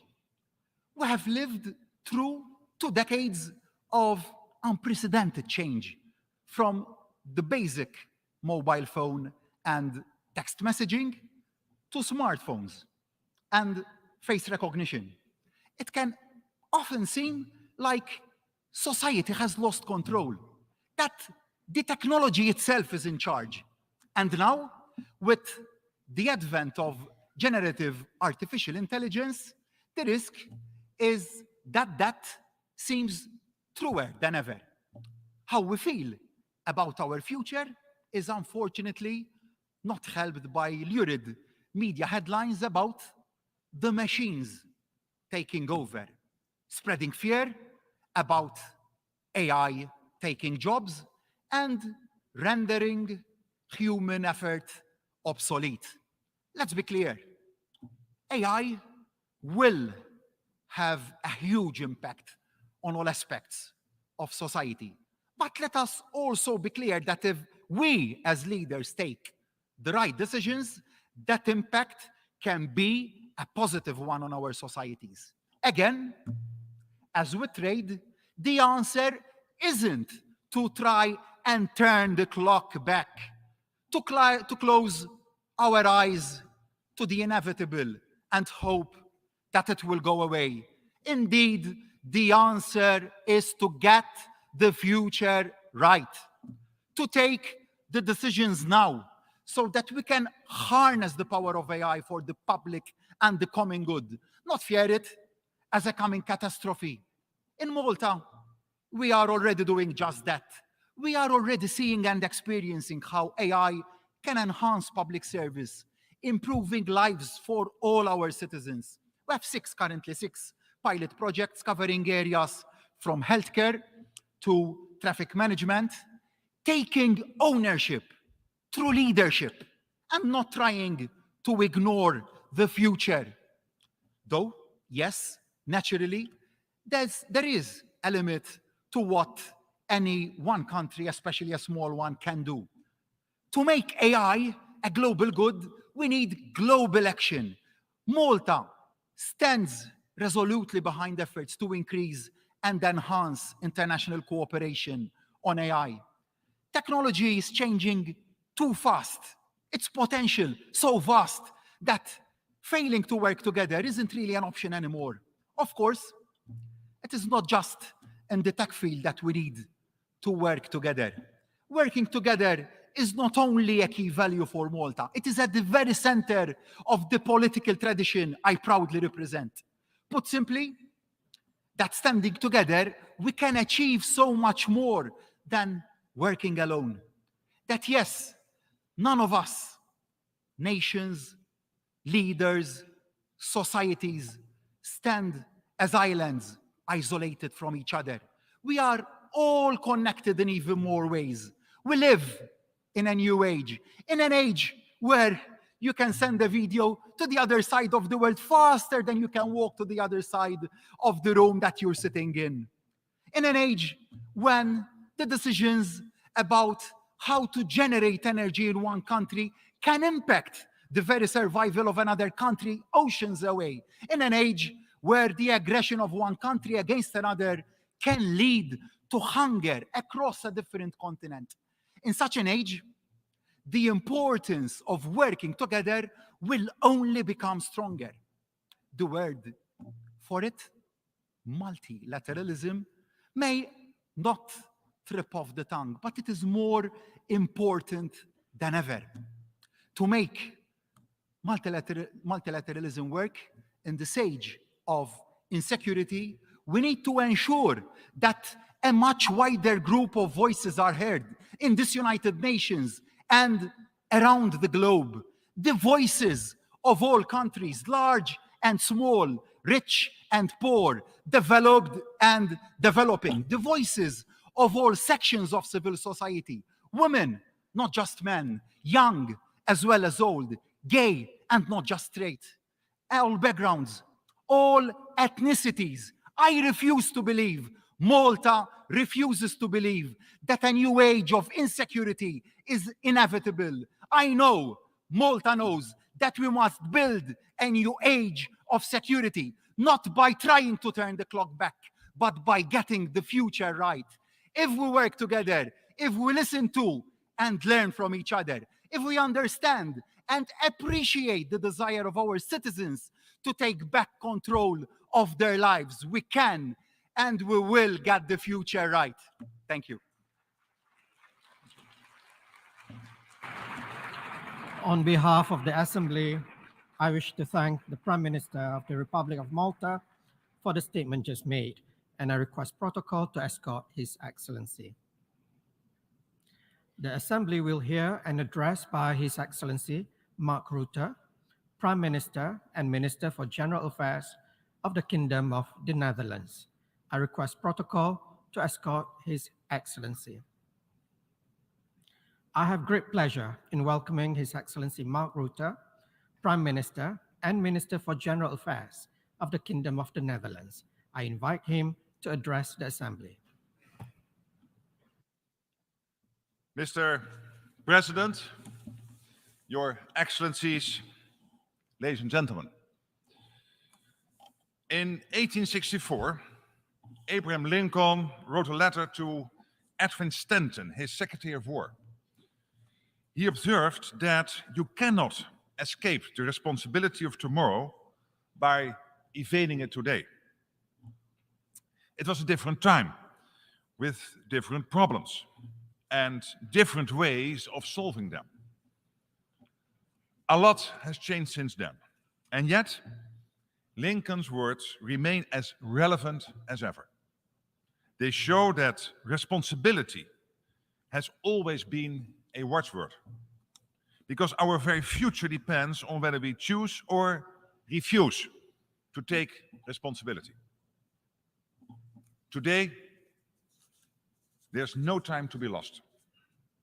There's never been so much at stake at one time. We must combat climate change, fight hunger and poverty, and protect peace and security in many places all over the world. It's human nature to prioritize the issues that affect us most directly. Let's be honest, that goes for all of us here today. Every one of us has come here to discuss the issues we face in our own countries.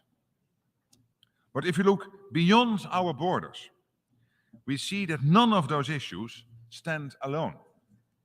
All the big issues of our time intersect. Their impact is global. Take climate change, or poverty, or conflict. These issues are all related, and we are all affected by them, though perhaps not always in the same way. In Europe, peace has been shattered by Russian aggression. And yes, I'm asking once again for your support in ending this terrible war. And at the same time, I realize that some of you are thinking, what about our own challenges? What about our own security? Will you support us there as well? I understand how you feel, and you're right. As the late Secretary General Kofi Annan put it, if the United Nations is not as united as it should be, that is because it is a reflection of the world we live in. And he was also right. For too long at the UN, some interests have weighed more heavily than others. The United Nations is structured as if it were still 1945. But the world has changed. It's taken a long time for that realization to sink in. But once you see it, you can't unsee it. In this world, in this time, we all need each other. All 193 countries. Because we all face a common task. Consider the global distribution of wealth. The Netherlands is not only one of the UN's most loyal development donors. We also support the reform plans of institutions, such as the World Bank. And consider climate change.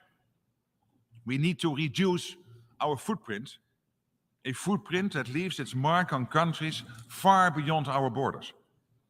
So that's what we are doing by building a circular economy by 2050, by making our financial sector more sustainable, and by combating deforestation and loss of biodiversity. In each of these areas, partnerships are essential. Above all, partnerships with the countries hit hardest by climate change. Today, I will speak with several small island development states about climate adaptation, about ways of exchanging knowledge, expertise, and innovative solutions. And yes, such partnerships begin with talking. But they must go beyond words and promises. The Netherlands is increasing its annual contribution to international climate finance to 1.8 billion euros by 2025. And over half of that will go to climate adaptation. You all understand how important this is. In 2 months' time, we will gather in Dubai to take stock of our progress towards the Paris climate goals. But we already know that we are way off track. So something has to be done right now. The Netherlands will fulfill its responsibility by providing 100 million people in developing countries with access to renewable energy by 2030, by massively scaling up our renewable energy investment, and by helping to set up and scale up green hydrogen corridors together with South Africa, Egypt, Morocco, Namibia, and others. Currently, only 2% of global investment goes to Africa, despite the huge potential there. We have a collective interest in making sure that potential can be tapped. Because if we don't help Africa to grow sustainably, we will all miss our climate goals. COP28 must mark a course correction. There we must agree and explain how the world will get on track to meet the 1.5-degree goal. If not, the consequences will be disastrous. The examples I've offered of Dutch action together with our kingdom partners in the Caribbean show that we are willing to fulfill our responsibility, that we are willing to pick up the phone, to answer the knock at the door. The most striking of truth is also the most obvious. We aren't as different as we might think. What unites us is bigger and stronger than what divides us. I see that in my bilateral discussions. I see it in the European Union. And I see it here at the UN.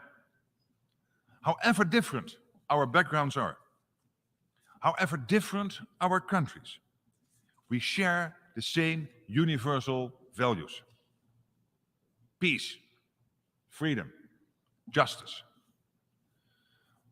On the 17th of July 2014, those values, which the Netherlands holds so dear, were trampled underfoot. It was the day that flight MH17 was downed by Russia.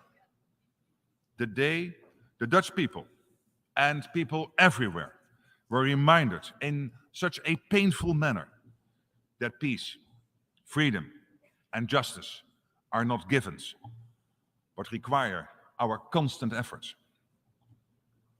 Those values, those collective aims, form the basis of the United Nations.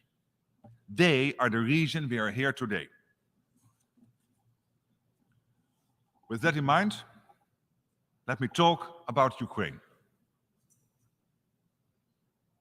Every day, millions of people feel the effects of Russia's aggression. Above all, the Ukrainian people, who are the victims of terrible crimes. Every day they live in fear. Am I still safe in my own home, in my city?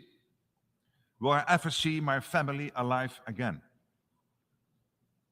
These are questions no one should ever have to ask. In Europe, we thought we'd never need to ask them again. But we were wrong. And so now it's up to us to respond, to pick up the phone, to answer the knock at the door. We can't leave one country to fend for itself. I know some countries are hesitating, asking themselves why they should get involved in someone else's war. To them I say, it's your war too. Because even if there is no shooting in your towns and your cities aren't being bombed, this war affects everyone. People in vulnerable countries know exactly what I'm talking about. The global food supply is being used as a weapon of war, and food prices are soaring. Millions of people are being pushed back into poverty and hunger. And it's precisely the most vulnerable countries that are being hit the hardest. You won't find them on the official casualty list. But those countries and the people who live there are also the victims of Putin's aggression. Russia's conduct goes against everything that we in the UN stand for. That alone is reason enough to take action. The Charter of the UN, our common foundation, is very clear on this. When push comes to shove, we can't neglect our duty because it's not convenient, because we have other things on our minds, or because it seems too hard. No, no, no. The Charter is intended for moments like these, for a time and a place like this. The General Assembly of the United Nations is the ultimate time and place to hold each other to account, to remind each other of our responsibilities. That goes for all of you, and that goes for me too. I've explained how the Netherlands will fulfill its responsibility. You can hold us to that, and you can call us to account for our actions. And in the same way, I'm calling on you. Speak out against Putin and Russia's violation of the UN Charter. Support the peace plan. Support Ukraine, even if it takes time, even if there are setbacks, especially if it takes time and there are setbacks. And tell Russia to give back the stolen children of Ukraine. Some countries feel they are supporting peace in Ukraine simply by calling for an immediate ceasefire. They think that this will help end the war, that peace, freedom, and security will return automatically. They see it as an expression of nuance. They want to see the good in others. They don't want to point the finger of blame. In the case of the war in Ukraine, there is no shared blame. There is no doubt about who the perpetrator is and who the victim. Russia attacked Ukraine, a sovereign nation, not the other way around. So there can be no shared solution. Russia is the aggressor here, and it is not Ukraine supporters that are prolonging the war. It is Russia. Putin has occupied 20% of Ukraine. An immediate ceasefire now would mean victory for Russia. That is the reality. And a just and lasting peace can be achieved only if we recognize that reality. Ladies and gentlemen, there's a lot at stake here. Putin is counting on us being divided. He is counting on us ending our support as the war drags on longer and costs more than we thought. He is counting on us losing interest and returning to our own problems. This is Putin's strategy. And now that push has come to shove, we must show that we have learned from the past, that we will all pick up the phone, that we will all answer the knock at the door, that we will all fulfill our responsibility. Thank you. On behalf of the Assembly, I wish to thank the Prime Minister and Minister for General Affairs of the Kingdom of the Netherlands for the statement just made, and I request protocol to escort His Excellency. The Assembly will hear an address by His Excellency Anwar ul-Haq Kakar, Prime Minister of the Islamic Republic of Pakistan. I request protocol to escort His Excellency. I have great pleasure in welcoming His Excellency Anwar ul-Haq Kakar, Prime Minister of the Islamic Republic of Pakistan. I invite him to address the Assembly.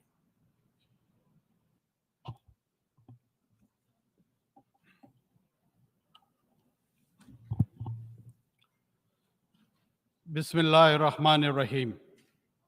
Mr. President, Excellencies, Head of State, Government and delegations, ladies and gentlemen. On behalf of the government and people of Pakistan, I convey to you, Mr. President, our warm congratulations on your elections to guide the work of this historic session of the UN General Assembly. I'm confident that your vast diplomatic experience and the sunny disposition of your beautiful island country will enable you to steer this assembly to a most successful conclusion. Mr. President, we are meeting at a tense and pivotal moment in modern history. Conflicts rage in Ukraine and in 50 other places around the world. Tensions between the global powers have continued to escalate.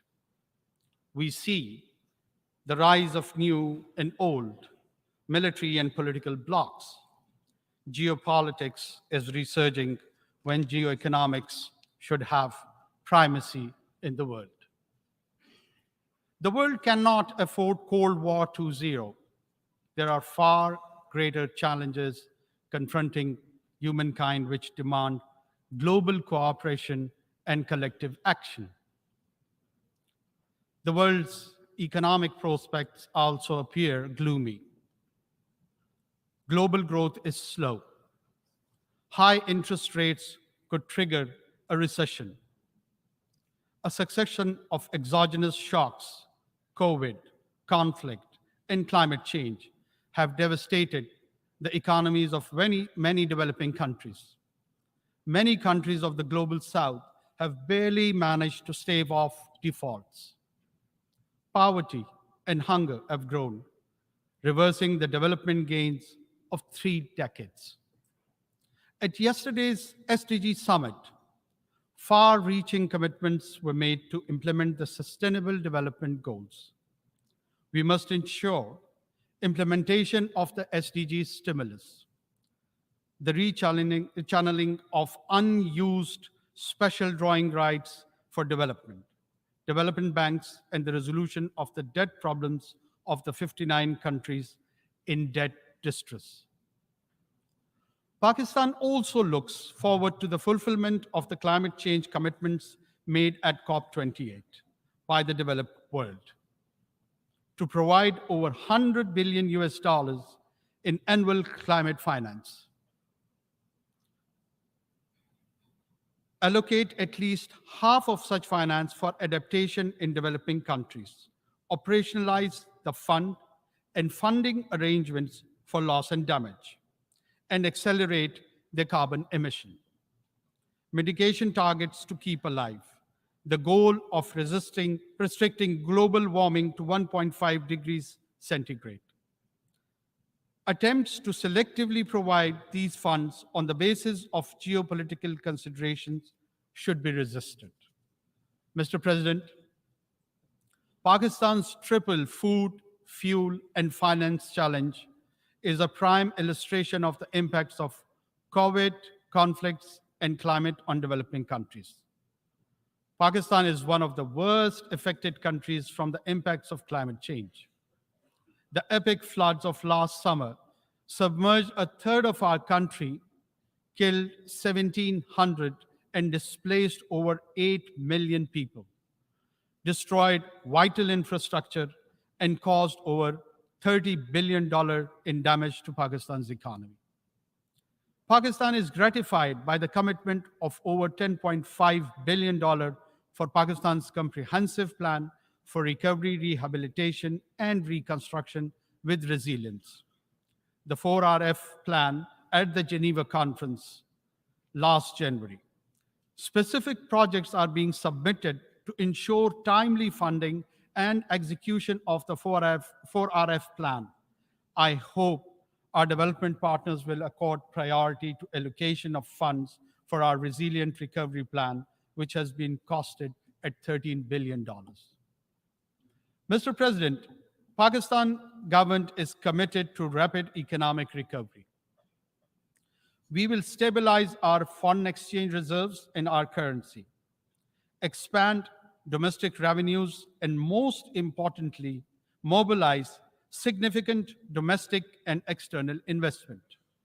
Facilitation Council, SIFC, to expedite investment decisions. 28 projects have been identified in priority sectors: agriculture, mining, energy, and IT, for implementation in collaboration with Pakistan's partners. Pakistan's long-term shift to geoeconomics is well underway. The second phase of the China-Pakistan Economic Corridor has been initiated, covering railway, infrastructure, and manufacturing projects. Pakistan also looks forward to the early implementation of the connectivity projects with Central Asia. Mr. President, development depends on peace. Pakistan is situated in one of the least economically integrated regions in the world. Pakistan believes that region develops together.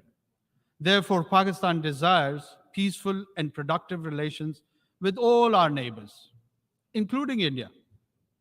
Kashmir is the key to peace between Pakistan and India. The Jammu and Kashmir dispute is one of the oldest issues on the agenda of the Security Council. India has evaded implementation of the Security Council's resolutions, which call for the final disposition of Jammu and Kashmir to be decided by its people through UN-supervised plebiscite.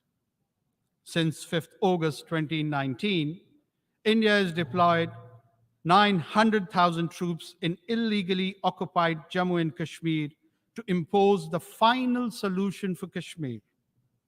To this end, India has imposed extended lockdowns and curfews, jailed all genuine Kashmiri leaders, violently suppressed peaceful protests, resorted to extrajudicial killings of innocent Kashmiris in fake encounters, and so-called cordon and search operations, and imposed collective punishments destroying entire villages.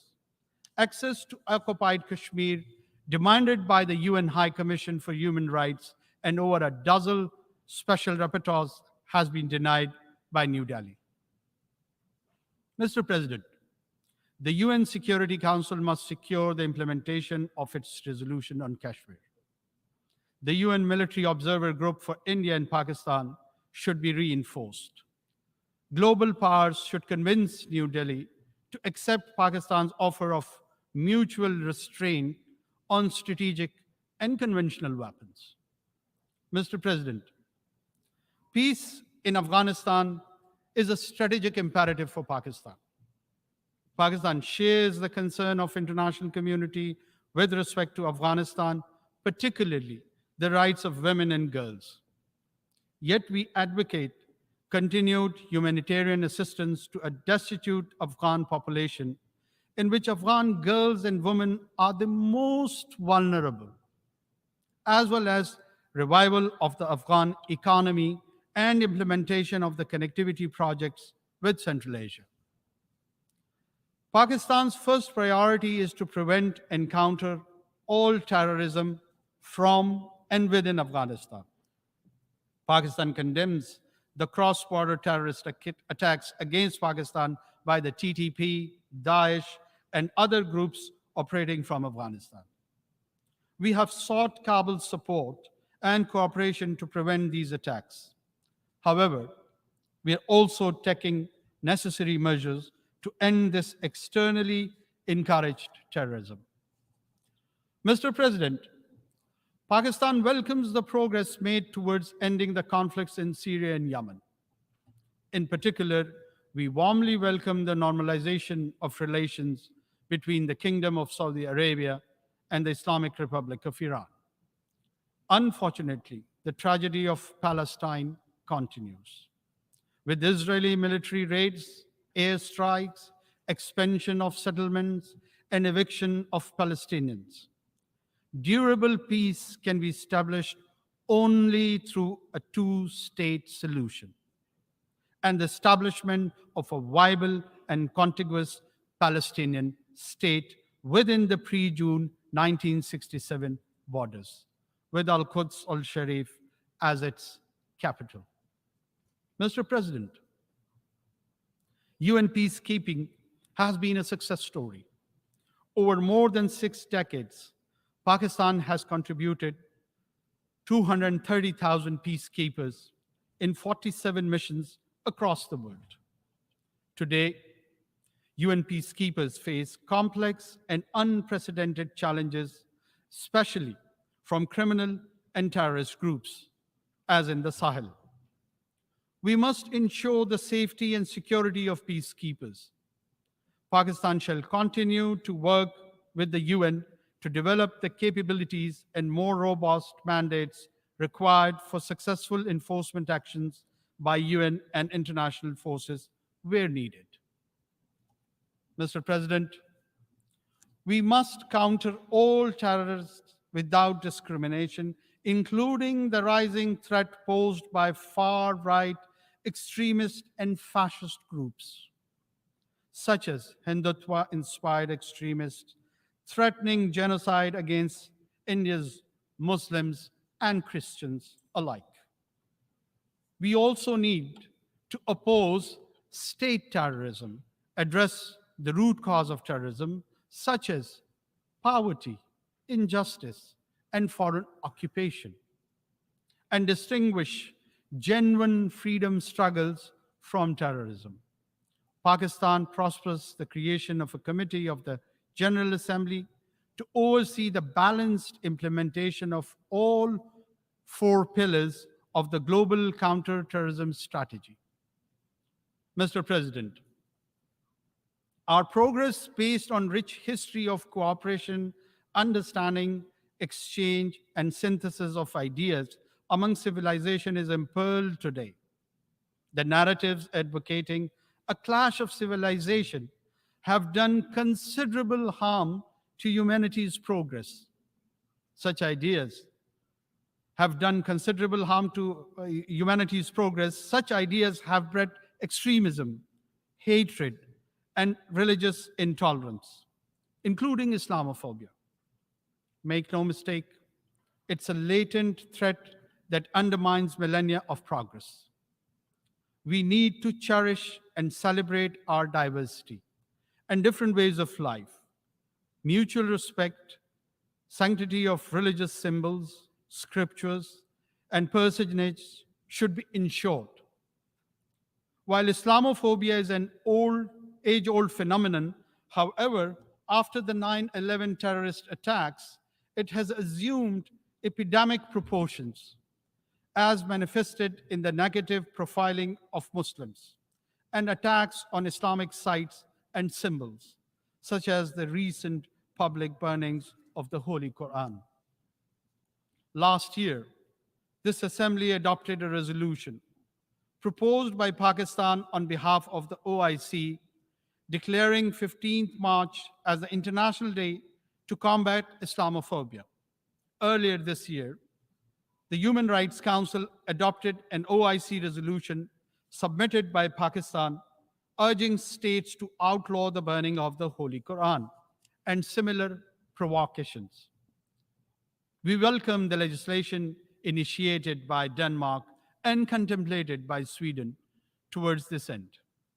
Pakistan and the OIC countries will propose further steps to combat Islamophobia, including the appointment of a special envoy, creation of an Islamophobia data center, legal assistance to victims, and an accountability process to punish Islamophobic crimes. Mr. President, the complex global and regional challenges that the world faces today can be best addressed through effective multilateralism within the framework of the United Nations. However, multilateralism is being eschewed due to the unilateral policies of and strategic rivalry and tensions between global powers.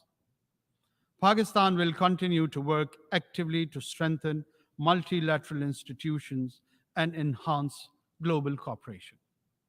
Pakistan looks forward to continuing negotiation on the scope and elements of the Summit of the Future and the Pact for the Future, building on the convergence that emerged in earlier consultations. The summit's preparatory process must not disrupt existing negotiating processes, such as the intergovernmental negotiations on the reform of the Security Council. Mr. President, Pakistan does not believe in elitism.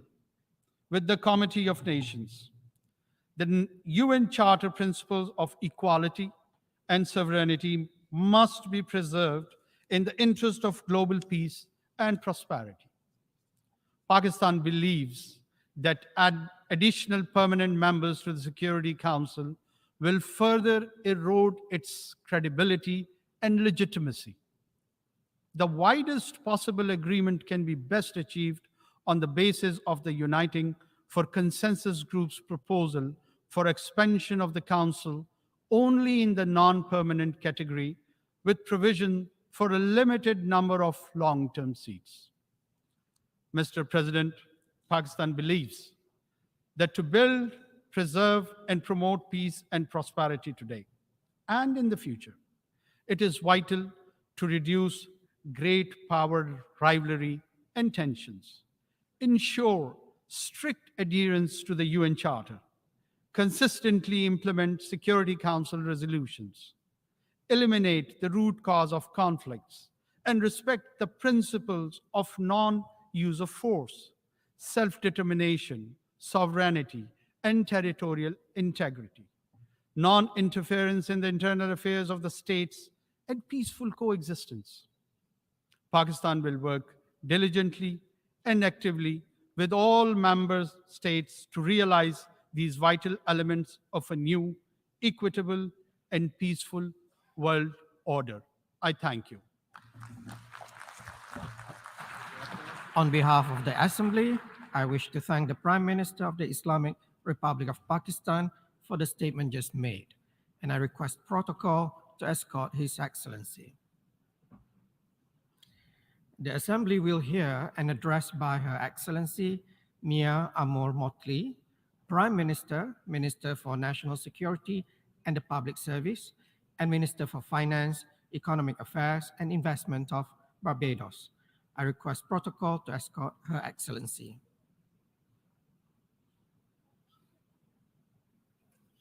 I have great pleasure in welcoming Her Excellency Mia Amor Motley, Prime Minister, Minister for National Security and the Public Service, and Minister for Finance, Economic Affairs and Investment of Barbados. I invite her to address the Assembly. Thank you very much, Mr. President. And I'd like at the outset to congratulate my dear brother from Trinidad and Tobago for his assumption of the office of the presidency of this General Assembly. I'd also like at the outset to thank the Honorable Secretary General for his continued determination and holding us and the rest of the world to the principles that are sacred to this august institution. The truth is that the speech which he delivered at the beginning of this General Assembly can be adopted wholesale by the government and people of Barbados because it reflects our aspirations and it reflects our view of the current status of the world. I asked myself on Monday night, as we met to determine the halfway point of the SDG goals, how many roads we have to walk just to make it to the door, only to be told that the door is closed. Those are not my words. Those are the words of Rocky Dawuni, a famous reggae artist from Ghana, nominated by M4 for awards multiple times. But his words ring because in a very real sense, are we going to trod the roads only to be told that it's too late? Too late for us to save as many as we can from the climate crisis. Too late for us to save as many as we can from the conflicts of war. Too late for us to be able to provide the food that so many need, as we reflect on the fact that more people are likely to be hungry in this world in 2030 than in 2015, or as we get to the basic numbers that 735 million people suffered chronic hunger last year at a time when so many others had so much to throw away and to use. Are we going to be too late for the SDGs that are really the promise of development and the promise of the conferral of dignity on our people? We have today to determine what is the will of this body comprised of the member states to make the fundamental governance changes that will deliver in the third decade of the 21st century. Our world, as you know, is replete with issues. And I don't need to stand here and recount them in detail, for you have heard them in almost every speech delivered from this podium. But what is the issue is whether we can summon the determination that is required of us to make the changes that are appropriate to the age in which we live. Our democracy cannot survive if we do not have the same facts. But yet we live in a world where the generation of fake news is almost a daily occurrence, and where people act on those premises without consideration for whether the news is true or not. The role that artificial intelligence, generative artificial intelligence will play in our world must be for good purposes and not evil.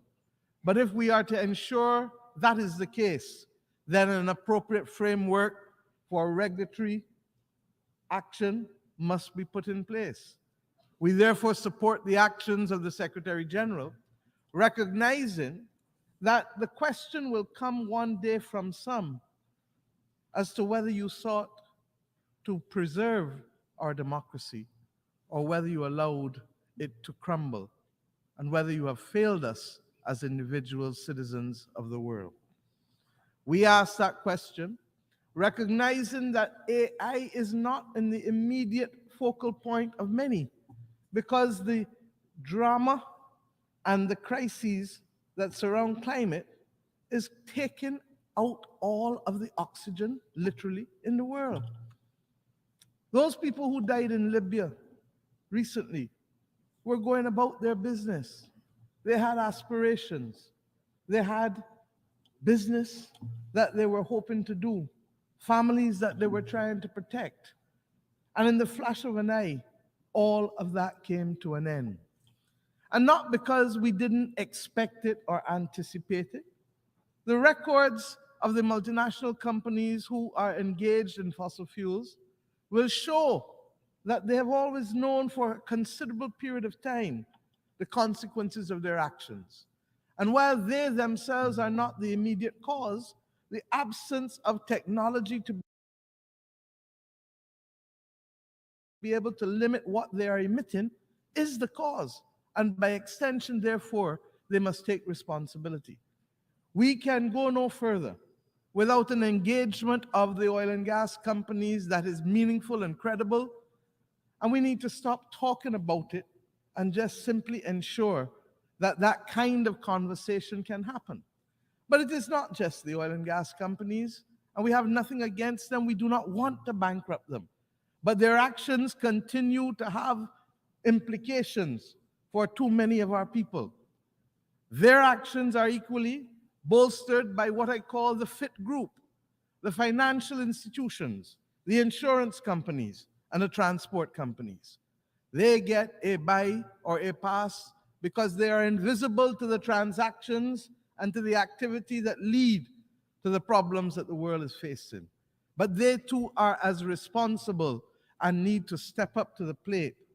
The notion that we can preserve global public goods only with public money ignores the fact that we have seen for the last 50 years the absolute dominance of the capitalist markets leading to a consolidation of wealth, and hence the ability to be able to play their role must be summoned by the rest of us. We cannot continue to put the interests of a few before the lives of many. I ask us today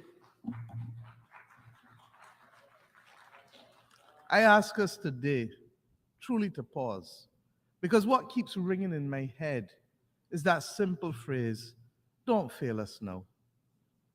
Don't fail us now. And that phrase can come from that little boy or girl who is a victim of hunger, one of the 575 million people last year. That plea can equally come from those who lost families in the multiple crises across the world in the last few years. That plea can come from small states that may not exist in the future. I ask us, therefore, my friends, to ensure that we summon the will. We listened to the Prime Minister of the Netherlands just now, and he reminded us ably that time is not on our side. And if time is not on our side, what must we do? The truth is, we have made some progress. 2 years ago, the International Monetary Fund did not have a mechanism to focus on cause of the problems that led to massive macroeconomic instability. We now have the establishment of the Resilience and Sustainability Trust that for the first time will make funds available to middle-income countries that are vulnerable. 20-year money with a 10.5-year moratorium. A year ago, the president of the World Bank was questioning whether there was a climate crisis. Today, we have a World Bank that for the first time acknowledges that there should be debt clauses that are suspended, debt pause clauses as they call it. Our battle now is to ensure that those debt pause clauses are not just for future instruments, but for existing instruments. If not, it will not help many. So we have made progress, but there is still much to be done. The issues of debt sustainability cannot be left on the sidelines, particularly with the number of countries, more than 60 countries facing debt row today as we speak because of the polycrises. Countries being forced to choose between development and building of resilience to fight climate. In our small island states, we value education and healthcare and the dignity of life. And therefore, it will be anathema for us to tell our citizens that we do not have the space to provide for you those things that were the promise of independence. It is compounded by the failure of the developed world to accept that reparatory justice is a solemn obligation which we must confront.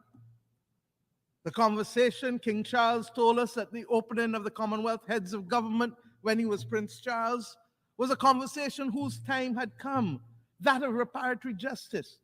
But it can't be a slow conversation taken up when people feel like. It has to be a conversation in which equal partners discuss. It cannot be an act of charity of those who simply feel that their conscience must be cleansed.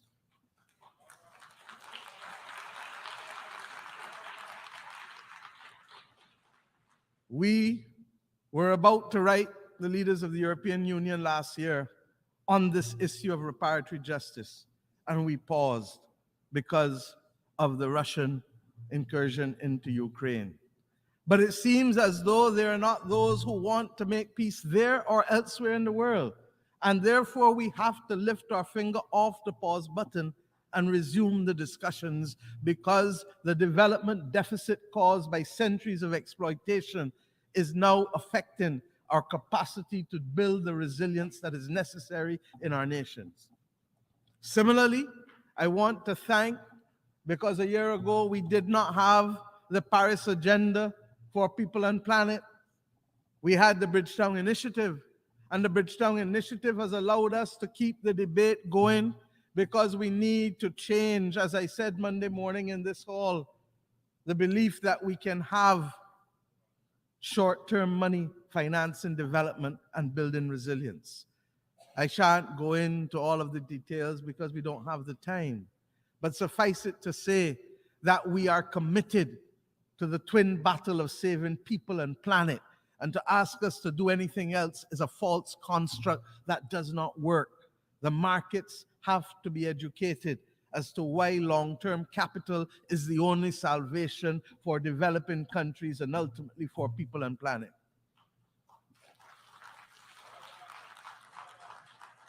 And my friends, year after year, we talk about the need for global moral strategic leadership.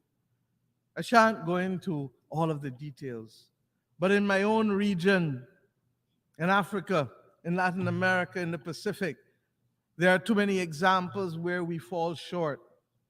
And I speak specifically now first and foremost about Haiti. The world owes Haiti a resolution. It is not a matter of options. The world owes Haiti a resolution. A year ago, we knew that the gas riots had led to serious instability. And 12 months later, we cannot get out of this building and into the support that the people of Haiti need. There is no doubt a need for a legitimacy with respect to the government of Haiti, and therefore a national unity government may well be the only bridge that can carry us to safety. The Caribbean community has appointed 3 former prime ministers as an eminent persons group. And as we heard the Secretary General say in this hall, politics is the art of compromise. Diplomacy is the art of compromise. I say simply to those who act in the name of the people of Haiti, there must be compromise in constituting that government of national unity if we are to provide the bridge, to provide the security, to stop women from being raped, stop people from being killed, stop people from being affected by cholera and other public health diseases. But even when we put in the institutional support that Haiti may need, and I want to thank the governments of Kenya and Rwanda, who from as far back as 12 months ago committed to being able to provide the kind of institutional support and leadership that the Haitian police need. But as they did that commitment, what they have not necessarily accounted for is the continued reduction in the numbers of the police, largely because of persons fleeing to lands of greater opportunity and being facilitated in so doing. This cannot wait much longer. And I hope that those who constitute the members of the Security Council will recognize that they cannot use Haiti as a pawn because they have suffered for too long and by the hands of too many. I return now to the issue of Cuba. That Cuba can help so many in this world and yet be the continued victim of a blockade of over 60 years, but worse than that, a designation as a state sponsor of terrorism is wrong, wrong, wrong. We left Cuba last week. And what the people of Cuba are being asked to face on a daily basis because of a designation by a dying presidency is wrong. And the voices of the global community, many of whom have been the beneficiaries of Cuban assistance, need to stand united and to be able to say that we cannot fight these battles when we need all hands on deck to save the planet. The artificial division of who is right and who is wrong and who is good and who is bad in the eyes of those who are powerful cannot continue to be the way in which this world functions. And let us go to Venezuela. Oil is likely, oil prices, to go over $100. And those small countries who do not produce oil will be the victims of it, as will be our people, including in large countries like the United States of America. We must bring resolution to these issues. And it is not incapable of resolution. When the United States of America and many countries in Europe determined that they were recognizing President Guaido without there being a presidency for him to assume because he faced no election, the members of the Caribbean community came to this august institution and met with the Secretary General and met with a number of countries.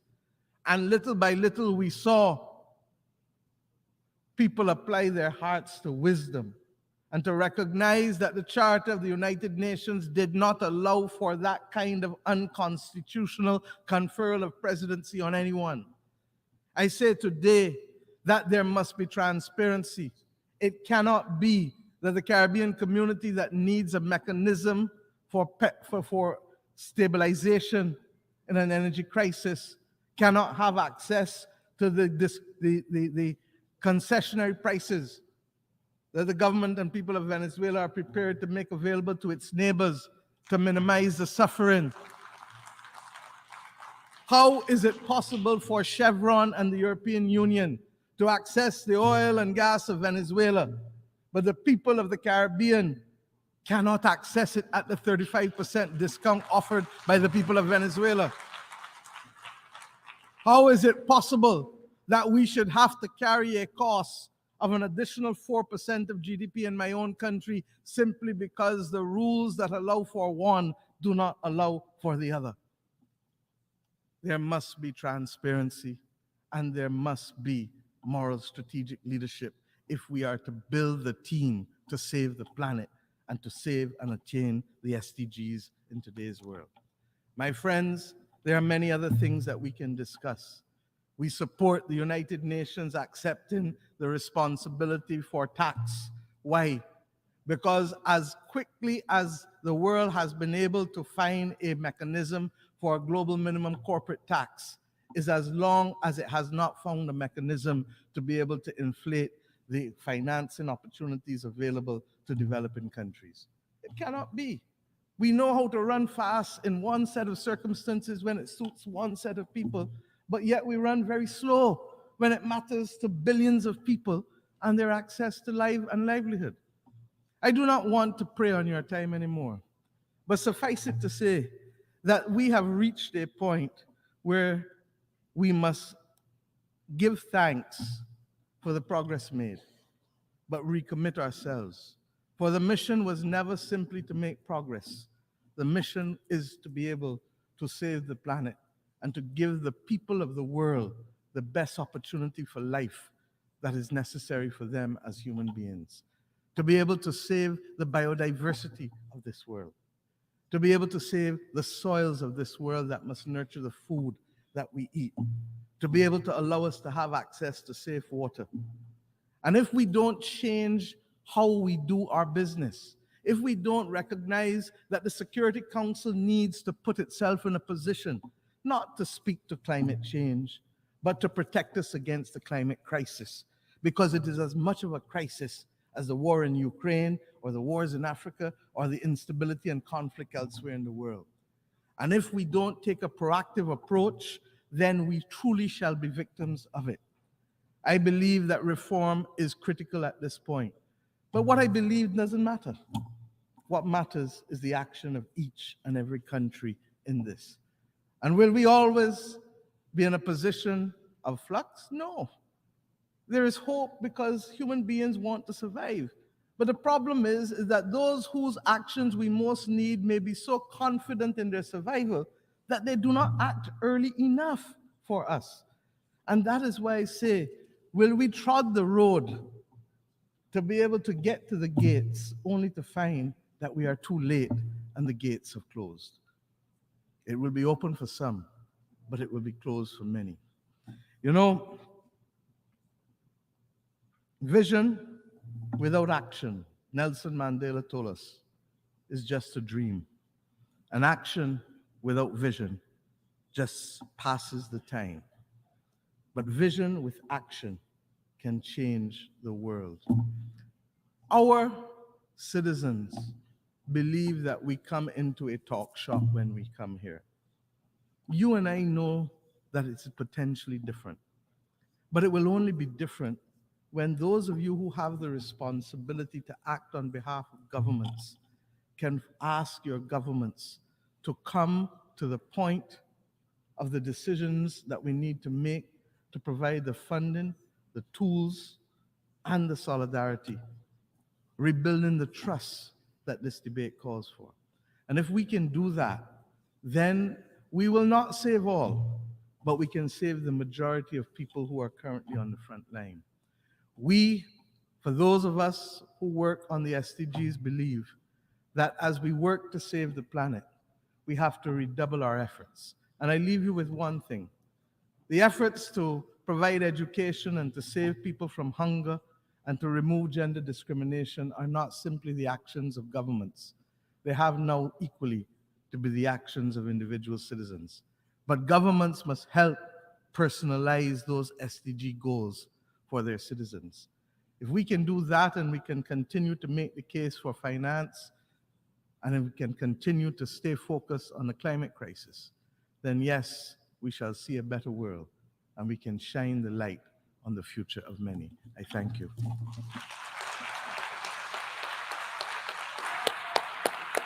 On behalf of the Assembly, I wish to thank the Prime Minister, Minister for National Security and the Public Service, and Minister of Finance, Economic Affairs and Investment of Barbados for the statement just made, and I request protocol to escort Her Excellency.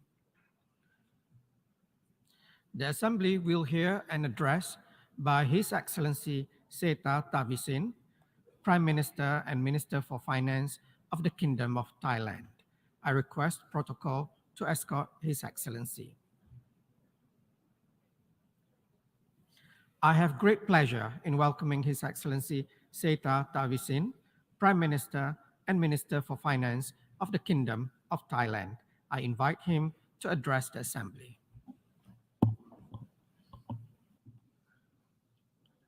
Mr. President, Excellencies, distinguished delegates, on behalf of the delegation of Kingdom of Thailand, allow me to congratulate you, Mr. President, upon your election to preside over the Grand Assembly at its 78th session.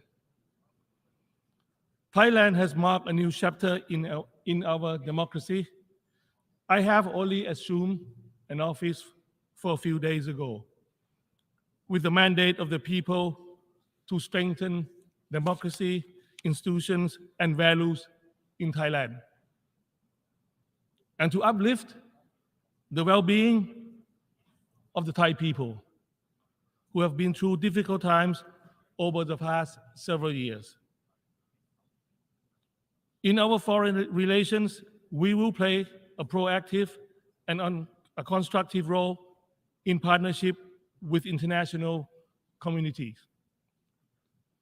My government will also be reaching out to friends and partners all over the world to forge closer ties of partnership through commerce, investment, and trade agreements. Today, we meet at a time of multiple global challenges, including fragile global peace, declining human development, and the sustainability of our planet. These challenges require multilateralism and the spirit of international cooperation. And Thailand intends to work closely with all nations to meet these challenges head-on. Mr. President, it is the pursuit of peace that the United Nations was founded almost 8 decades ago. Now more than ever, we must continue to lay a strong foundation for the prosperity of our people by striving for sustainable peace. In this regard, Thailand welcomes the Secretary General's effort to establishing a new agenda for peace. We believe that this will spearhead the effort to revive multiple lateralism and enhance the UN role as a platform for the achievement of global peace. Thailand's vision for effective multilateralism is one that is inclusive, resilient, and result-oriented. In the world of increasing international conflicts, violence, and shifting global order, we reaffirm our commitment to maintaining peace and inclusivity. Thailand will pursue peaceful and collaborative relations with all members of international community. We believe that long-lasting peace can be achieved if we can strengthen our multilateral relations that is based on mutual trust, understanding, and respect. Mr. President, sustainable peace and development are linked with respect for human rights, human dignity, and freedoms. To this end, the Thai government is working to advance equality and justice, especially for the most vulnerable and the marginalized. We plan to strengthen the rule of law and increase transparency within the government. We will ensure that the law is fair, strictly enforced, and applied to everyone equally. Thailand is the ASEAN candidate for Human Rights Council for the term 2025 to 2027. This reaffirms our sincere commitment to the advancement of human rights at home and abroad. We will ensure that Human Rights Council is well equipped to address new and emerging human rights challenges and contribute positively to the international community. Since its inception in 2002, Thailand's universal health coverage has ensured that all Thai citizens are entitled to essential preventive and curative health services at all life stages. In the coming years, we plan to further invest to upgrade our universal health coverage to improve the quality of the program and to give all patients the freedom to choose the healthcare provider best suited for them. This will ensure that access to high-quality health services will continue to be a universal right for all. If the recent global pandemic has taught us anything, it is that access to healthcare is one of the most essential services a government can provide to its people. Dealing with contagious disease is not one country's problem, but the world's shared responsibility. The global health architecture should be reformed and strengthened. We hope that the pandemic treaty can be established so that we can have a more resilient, responsive, and future-ready global public health infrastructures. Mr. President, Thailand welcomed the SDG summit, which reaffirmed that sustainability is the only way forward to protect our planet and the well-being of our people. Yet, achieving the sustainability development goals by most benchmarks still prove elusive, as only 12% of the goals are on track. This is why we must accelerate the implementation of the 2030 for Sustainable Development Agenda. To achieve the sustainable development, we must first take care of our people. My government plans to enact policies to stimulate job creation and provide financial support for low-income families and other vulnerable groups. This will help level the playing field and aid in the creation of a more just society. For many years, Thailand has been a strong advocate for a more balanced, people-centered, and sustainable path to growth. The sufficiency economy philosophy, or SEP, our long-standing locally driven development approach, has consistently been applied to promote balance of all respects. Building on the SEP is the bio-circular green economy model, which leverages science, technology, and innovation to advance economic growth while conserving the environment and ecosystems. These are not merely concepts, but they are being implemented in Thailand. For example, we have piloted the sustainable agronomy model, which reimagines the way farmers cultivate their lands and manage their water supply. This will not only reduce the impact on the environment, but also reduce vulnerability to climate change and enhance the well-being of farmers nationwide. Thailand is ready to reform regional and global partnerships for sustainable development, and including through South and South and triangular cooperation. As an ASEAN coordinator on sustainable development cooperation, we are committed to forging closer partnership among ASEAN countries and beyond to drive forward sustainable development and build resilience. Mr. President, July this year was the hottest month ever recorded in the human history. This is in line with the Secretary General's statement that the era of global warming has ended and the era of global boiling point has arrived. The climate crisis is one of the most urgent threats that require our collective and immediate action. To this end, Thailand welcomed the Climate Ambition Summit to accelerate climate action that will mitigate the destructive impacts of the ongoing climate crisis. Together, we must devise the means to adapt and enhance climate resilience. As the global climate change crisis continues to worsen, so too will the issue of food insecurity and malnutrition. As a leading exporter of food and agricultural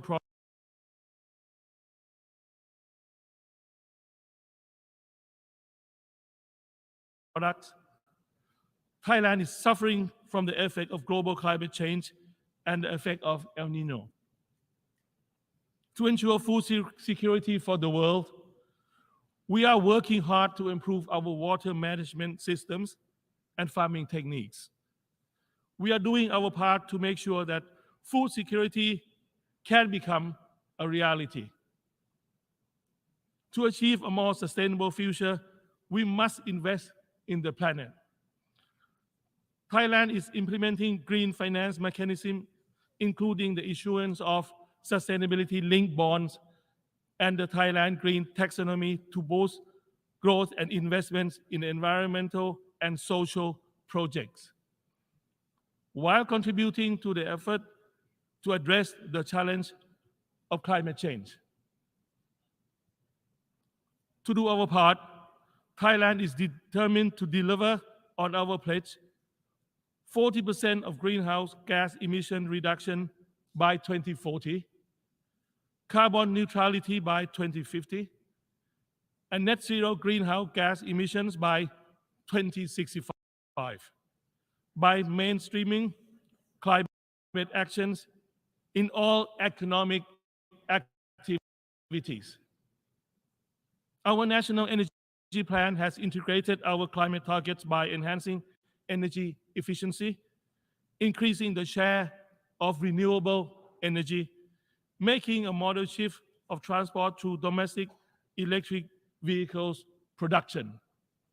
Mr. President, the United Nations represents the common aspiration of the global community.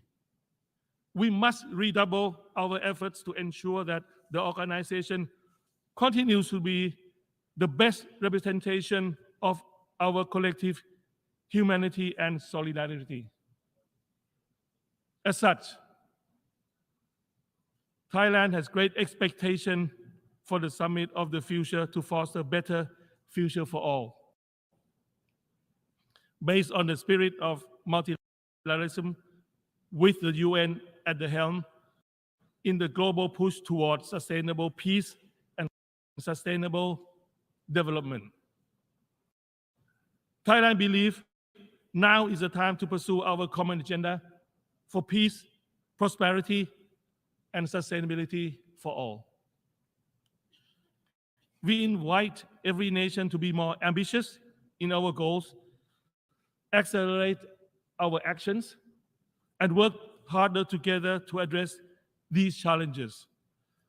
Only together can we build our better future. Thank you.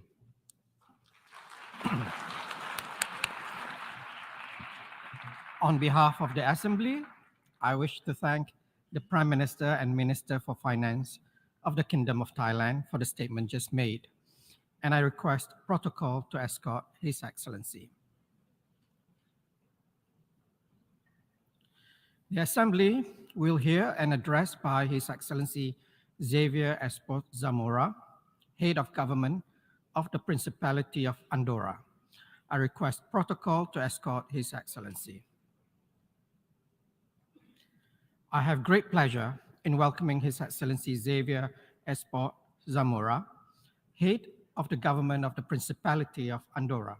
I invite him to address the Assembly. Senyor President, Senyor Secretari General, Excel·lències, senyores i senyors. Mr. President, Mr. Secretary General, Excellencies, ladies and gentlemen, I'd like to start my statement by congratulating His Excellency Ambassador of Trinity and Tobago, Dennis Francis, for his election to the presidency of the General Assembly, and His Excellency Csaba Korobe of Hungary, who in an international context which is difficult has maintained the effectiveness and the rigor of the activity of the Assembly since the 77th session. We thank you, Mr. President, for the leitmotif that you chose, which is rebuilding trust and reigning global solidarity, accelerating action in the 2030 Agenda and the sustainable development goals towards peace, prosperity, progress, and sustainability for all. We make it our own because it fully corresponds to the principles with which Andorra works, both from a political point of view domestically and from the point of view of international policy. And you can count, Mr. President, on the loyal support of our country, Andorra, for this 78th session, and we wish you many successes. Just a few weeks before the holding of this general debate, the Secretary General of the United Nations, Antonio Guterres, launched a new appeal to countries for them to take radical and urgent action because, as he warned us, and I quote, "The era of global warming has ended. The era of global boiling has arrived. Climate change is here. It is terrifying, and it is just beginning. There is no rationalizing nor denying the evidence.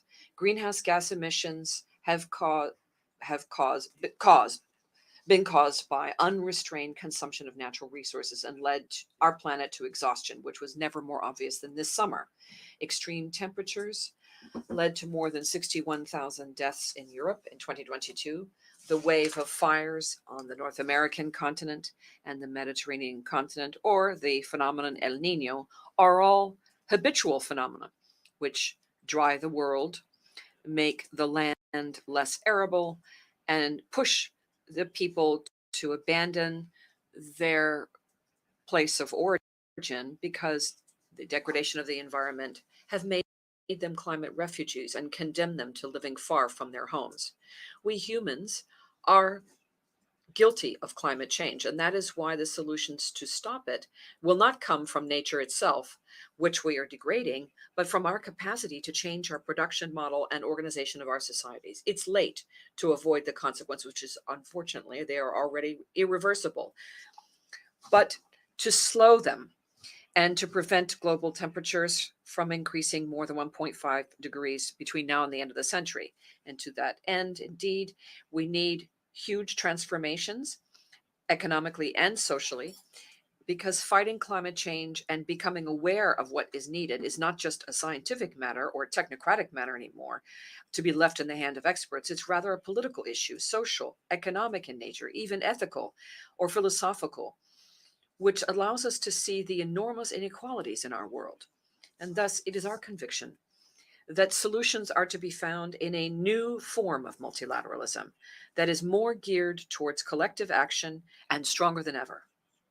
These solutions must strengthen and contribute to reconstructing international cooperation with a view to providing adequate resources in those regions that need them and promoting inclusive governance and coordinated and solidarity-based policies. And it is here, ladies and gentlemen, in the United Nations that we must identify the crises and take positions, take action, and undertake clear commitments in favor of the common good. We must, more than ever, support and remember the original values of this body and this organization, born of the ruins of war, which is the most devastating in history.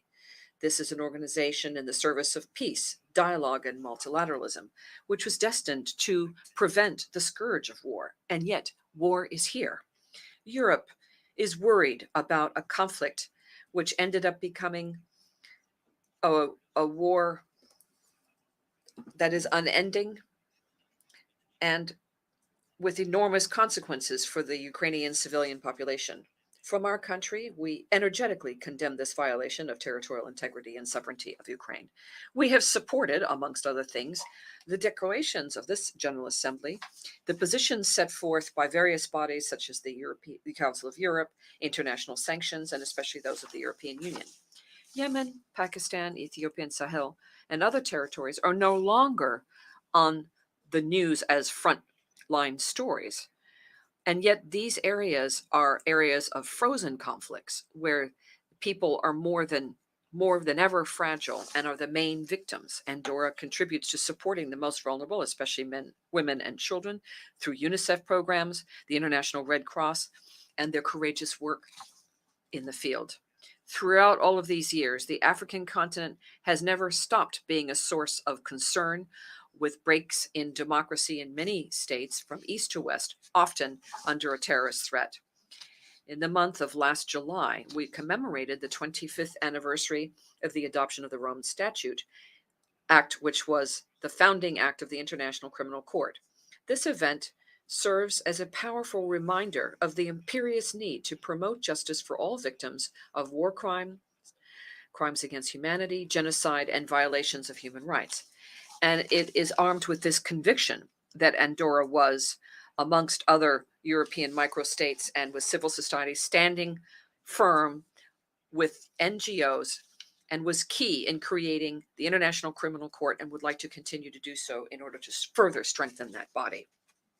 Mr. President, this year, representing my country within the General Assembly is more important and unique than ever. On the 28th of July last, Andorra celebrated the 30th anniversary of its accession to the United Nations as the 184th member state. The adoption of the Andorran Constitution in 1993 made it possible to obtain international recognition and to make our voice heard beyond our borders and to align ourselves with international law. And if I may, in the context of commemorating that very event, a very important event for all citizens of Andorra, I'd like to recall the words of the head of state of our government, Oscar Ribes-Recht, that he said from this very rostrum now 3 decades ago about the way a small country can contribute to improving this world. And he said, "We are a small state, but we are aware of the value of what is authentic. And in a world that is out of dimension and proportion, the small size can mean something in terms of contributing balance and coexistence." What should the ideal size of a state be? Obviously, it's neither the economy nor the political science that can bring a response to this question. Aristotle noted in his work, Politics, and in his volume, Cities, that policy needs to allow the world to understand the nature of others. The territory, as he said, should be contemplated completely from the very summit of a mountain all the way through. Andorra responds to these human and geographic characteristics that he mentioned. And it is from this human perspective of value, of what is authentic, of freedom, that it's worthwhile being preserved and benefiting these 750 years of our history being recognized. And it is in that context that we can contribute our knowledge and our commitment to meet the common challenges of our world in the context of multilateralism. Ladies and gentlemen, in the schools and spaces reserved for the children of the Principality of Andorra, there are posters that recall the 17 objectives of sustainable development goals of the 2030 agenda. And they are in view of all adults. The metaphor of our society, an appeal to children and adults, a reminder that the time is passing and the future is in our hands. It's a last warning of our responsibility and credibility vis-a-vis accelerating the process to go further, to reformulate current structures and make progress towards creating financial governance, technology, environmental governments based on sustainability, cooperation, and equality for our young people in the future. The Agenda 2030 is a roadmap. It's a universal one that leads us to the future of the planet for more sustainable societies that are more resistant. The commitment of Andorra in accomplishing these goals is firm, as seen in the presentation of our voluntary reports in follow-up of the SDGs. And this is why Andorra adopted a national strategic plan for implementing the 2030 agenda, whereby our government's involvement was demonstrated from institutions all the way to Andorran society as a whole in order to work towards the sustainable development of our planet, because that is the only way to achieve our goals and leave no one behind, to construct more fair societies. And from that point of view, we recognize and applaud the work, the untiring work of the Secretary General, Mr. Guterres, and the presidency of the General Assembly to unite our efforts, because we all have a window of opportunity here to ensure a viable future that's sustainable for everyone. And specifically and concretely, the organization these recent days of the SDG Summit, whereby Andorra participated actively. To achieve these goals, education is necessary as a tool. It's the basis of progress, and it's an accelerator for societies and a fundamental element of personal growth, collective growth, and a guarantee of equality of opportunity, respect, civics, democracy, and the future. Andorra took an active part in the Summit on Transforming Education Summit last year, with the conviction that we can make a contribution by sharing our experience working with UNESCO, UNICEF, and the International Organization of Francophonia in order to implement SDG 4 to guarantee quality education, which is inclusive, equitable, and multilingual, and promote the possibilities of learning throughout life for all young people, because education is one of the greatest advantages for everyone. Andorra attaches specific importance to education, which allows us to propose an elementary formula of excellence for children and young people. 65 different nationalities are involved. all growing in a context of learning fundamental values in democracy, human rights, with a high degree of social cohesion and diversity, and a strong feeling of belonging. Along with education, access to healthcare is a pillar of any society. And the COVID pandemic was a test of our resistance, and we were able to overcome it in Andorra. We have a sound system due to professionals in healthcare that make it up, that honored the profession by making a considerable effort to save the people. We must also underscore the World Health Organization's role this year, celebrating its 75th anniversary. 74 years devoted to fighting disease that threatens the very existence of some countries. Not all epidemics have the name of COVID-19, and to grapple with structural inequalities in terms of access to healthcare or physical or mental health that the people must deal with. Gender equality is a subject of historical social injustice. We cannot, of course, change the past, but we can take action to progress towards a more egalitarian society, because if we want to achieve the necessary transformation for the sustainability of our planet, we cannot leave anyone behind in humanity. And in that regard, in recent years, our country has made gender equality and non-discrimination one of its key values, and has created pioneer legislation which is bold and ambitious to defend gender equality. And it is being taught in our schools. Education of girls and training of women is a major priority for us, and also is very important in the context of our international cooperation. Andorra is a country of high mountains, especially sensitive to climate change, which unfortunately is threatening our biodiversity, our water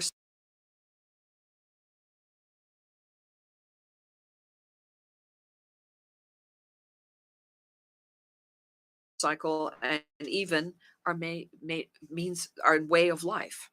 Given the geographic specificity of our territory in the Pyrenees, we are very active members of the Mountain Partnership, and we have advocated for the Aspen Declaration to be included, to include a specific mention of the Pyrenees, as has happened for other mountainous regions. We have advocated for the particular vulnerability of mountainous regions throughout the world, that they should enjoy specific attention in international fora in fighting climate change. This is a battle that can only be won if we focus specifically on energy transition and meet the challenges of the world that each country needs to meet, responding clearly to international and national commitments towards our citizens in order to achieve carbon neutrality. Andorra's accession as a member of the Coalition for Carbon Neutrality allows us to learn and to share our experiences with other member states.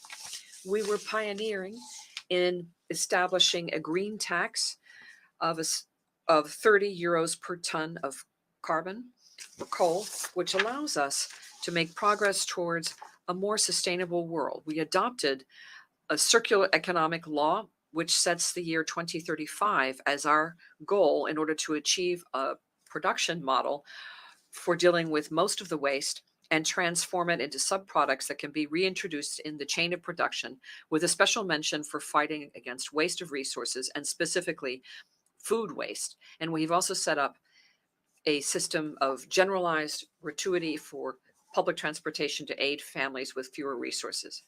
Mr. President, we are a state which seeks to adapt to the European Union because we cannot get around this one certainty. Geographic interdependence and demographic interdependence of our country with Europe is complete. Europeanization of our values of our society, our legislation, are a strong inspiration of community law and professional aspiration for our young people, who every day in the labor market, which is more and more demanding, are all reasons which are sufficient to push us to not turn our backs on Europe.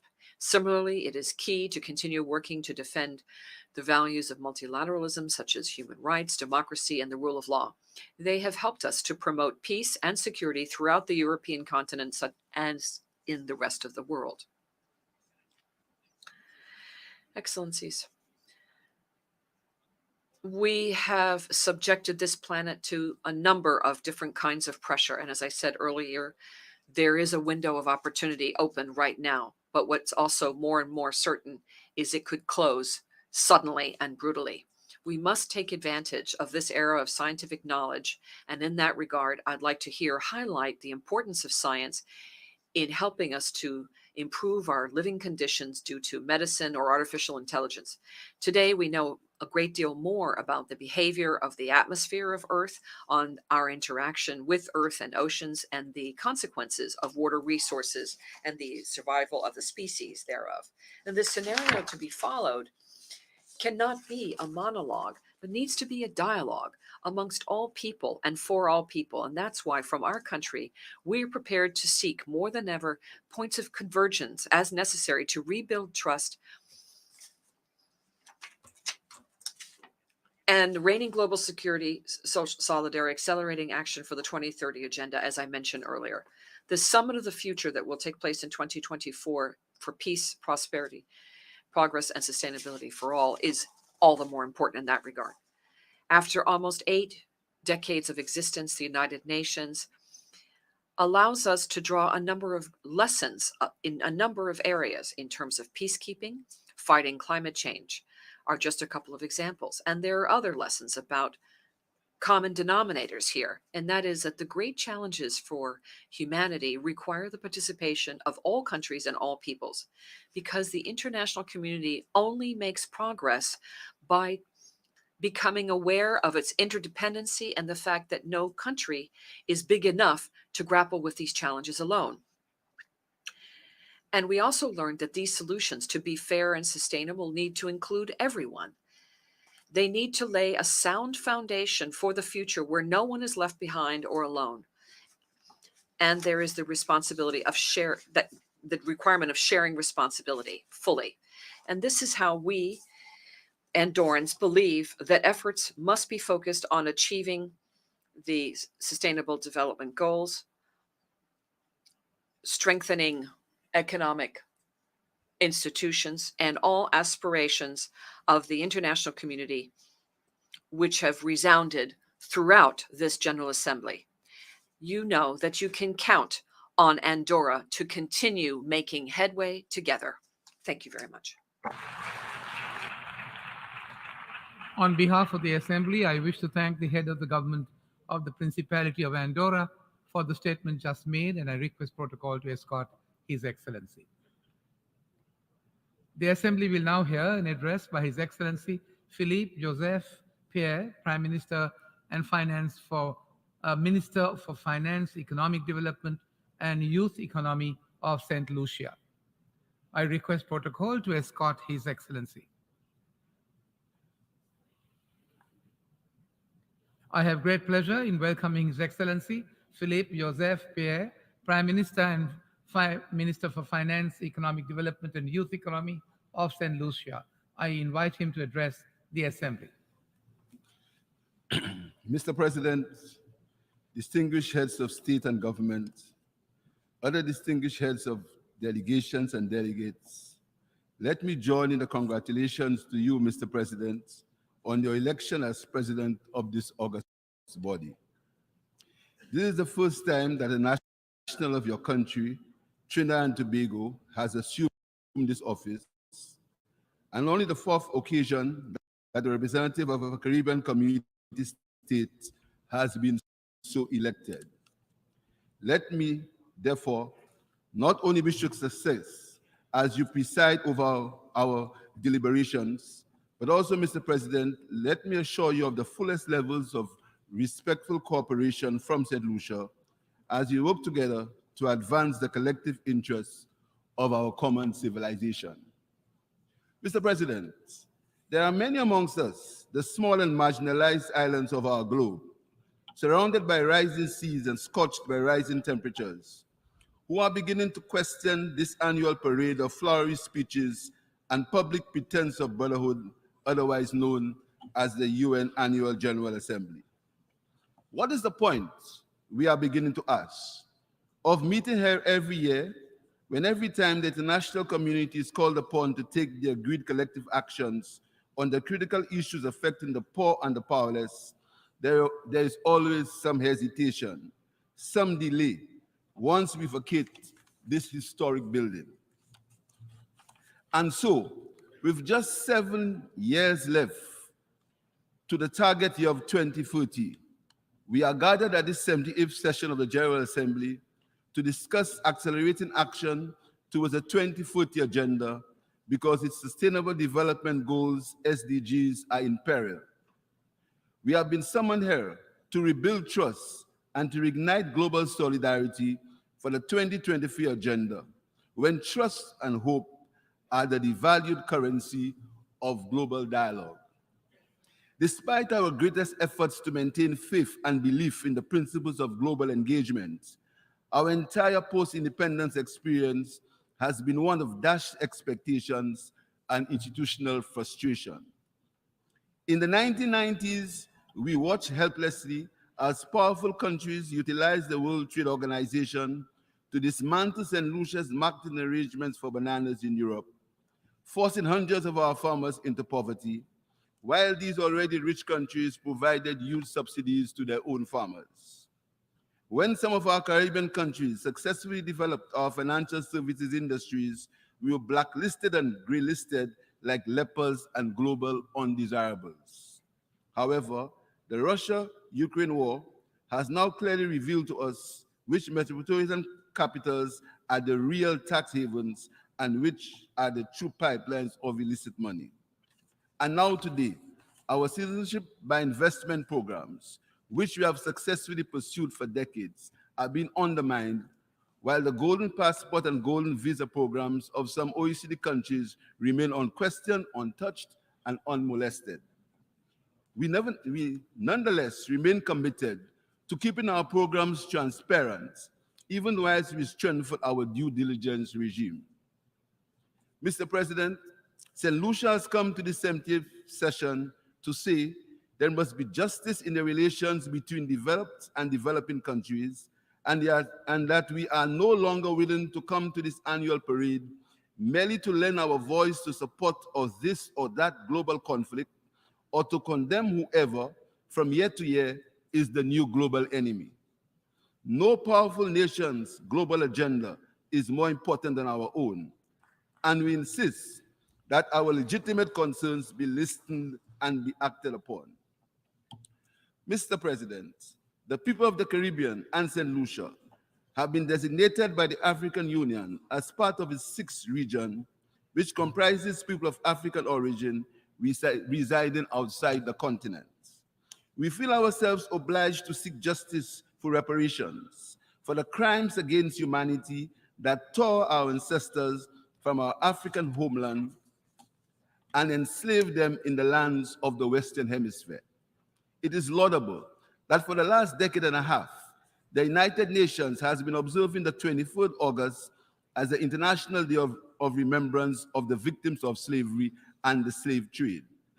The UN is also to be commended for proclaiming International Decade for Peace for People of African Descent, which ends in 2024, and we look forward to the proclamation of a second decade.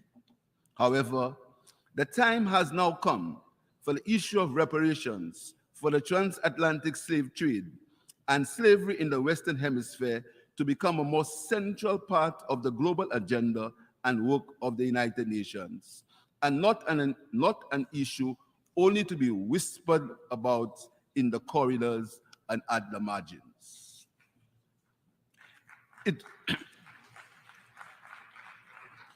It was the 400 years of the enslavement of Africans and colonialism that has led to the need today for action to achieve the UN's Sustainable Development Goals. The Secretary General of the United Nations made this unambiguously clear in his message this year to mark the International Day of Remembrance of Slavery and the Slave Trade.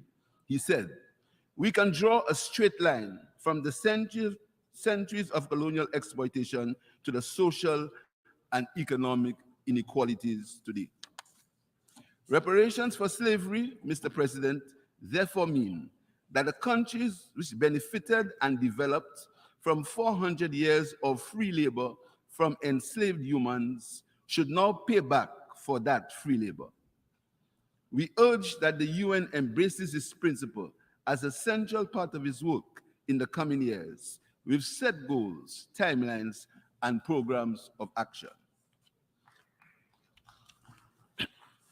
In the same way, Mr. President, we cannot speak of accelerated action for the Sustainable Development Goals for developing countries when developed countries do not treat the climate challenges facing developing countries with the urgency and importance they deserve.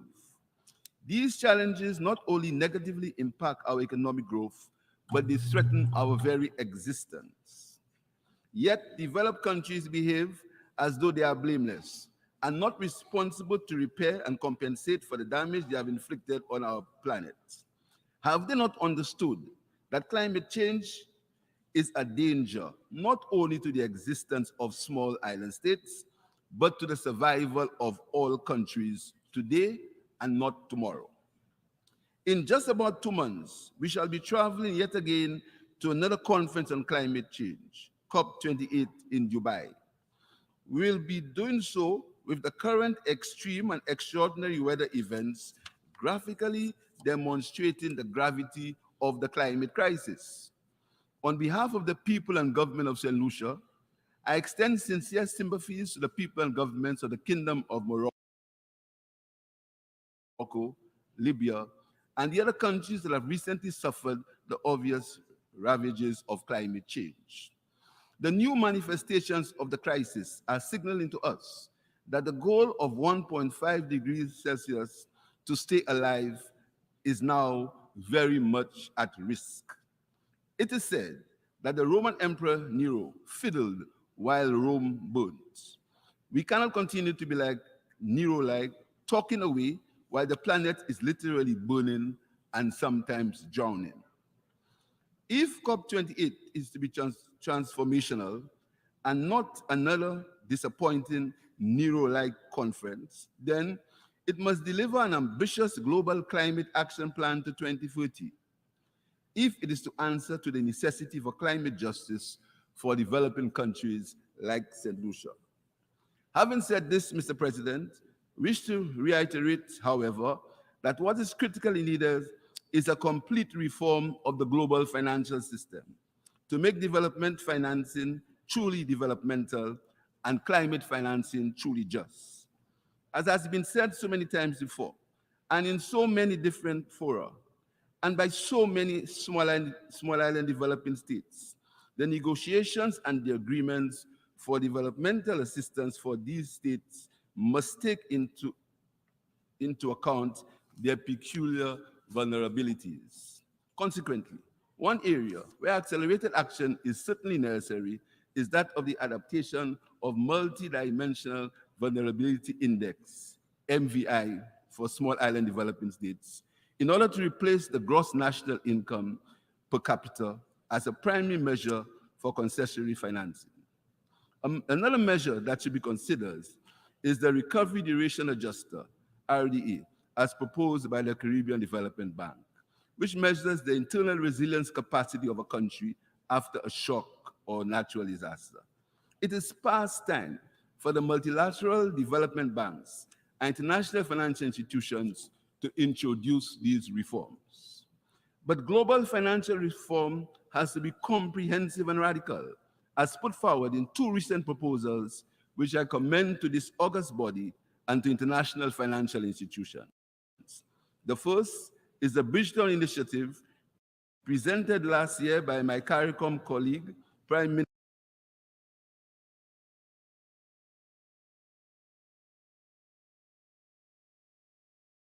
Minister Mia Motley of Barbados, which argues for resilient finance mechanisms that will address both the climate and developmental crisis facing developing countries.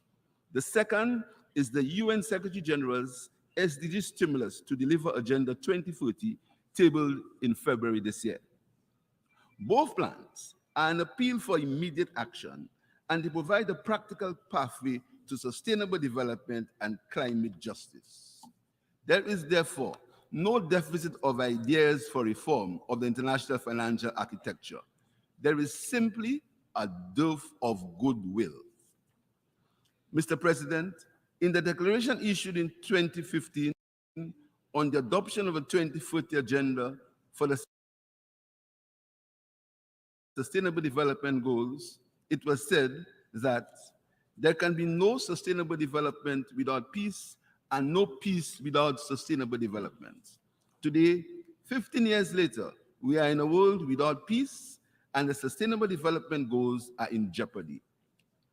How can trust and global solidarity for sustainable development be rebuilt when the unwarranted Russian war in Ukraine rages on, with its collateral economic damage to other countries the world over, of biting inflation, particularly on high food prices, high oil prices, and shortage of food? If trust and global solidarity for sustainable development are to be rebuilt, the unjust, unilateral, and inhumane economic embargo against the people of Cuba must be immediately withdrawn. The unmerited and cruel sanctions against the government and people of Venezuela should cease. The Palestinians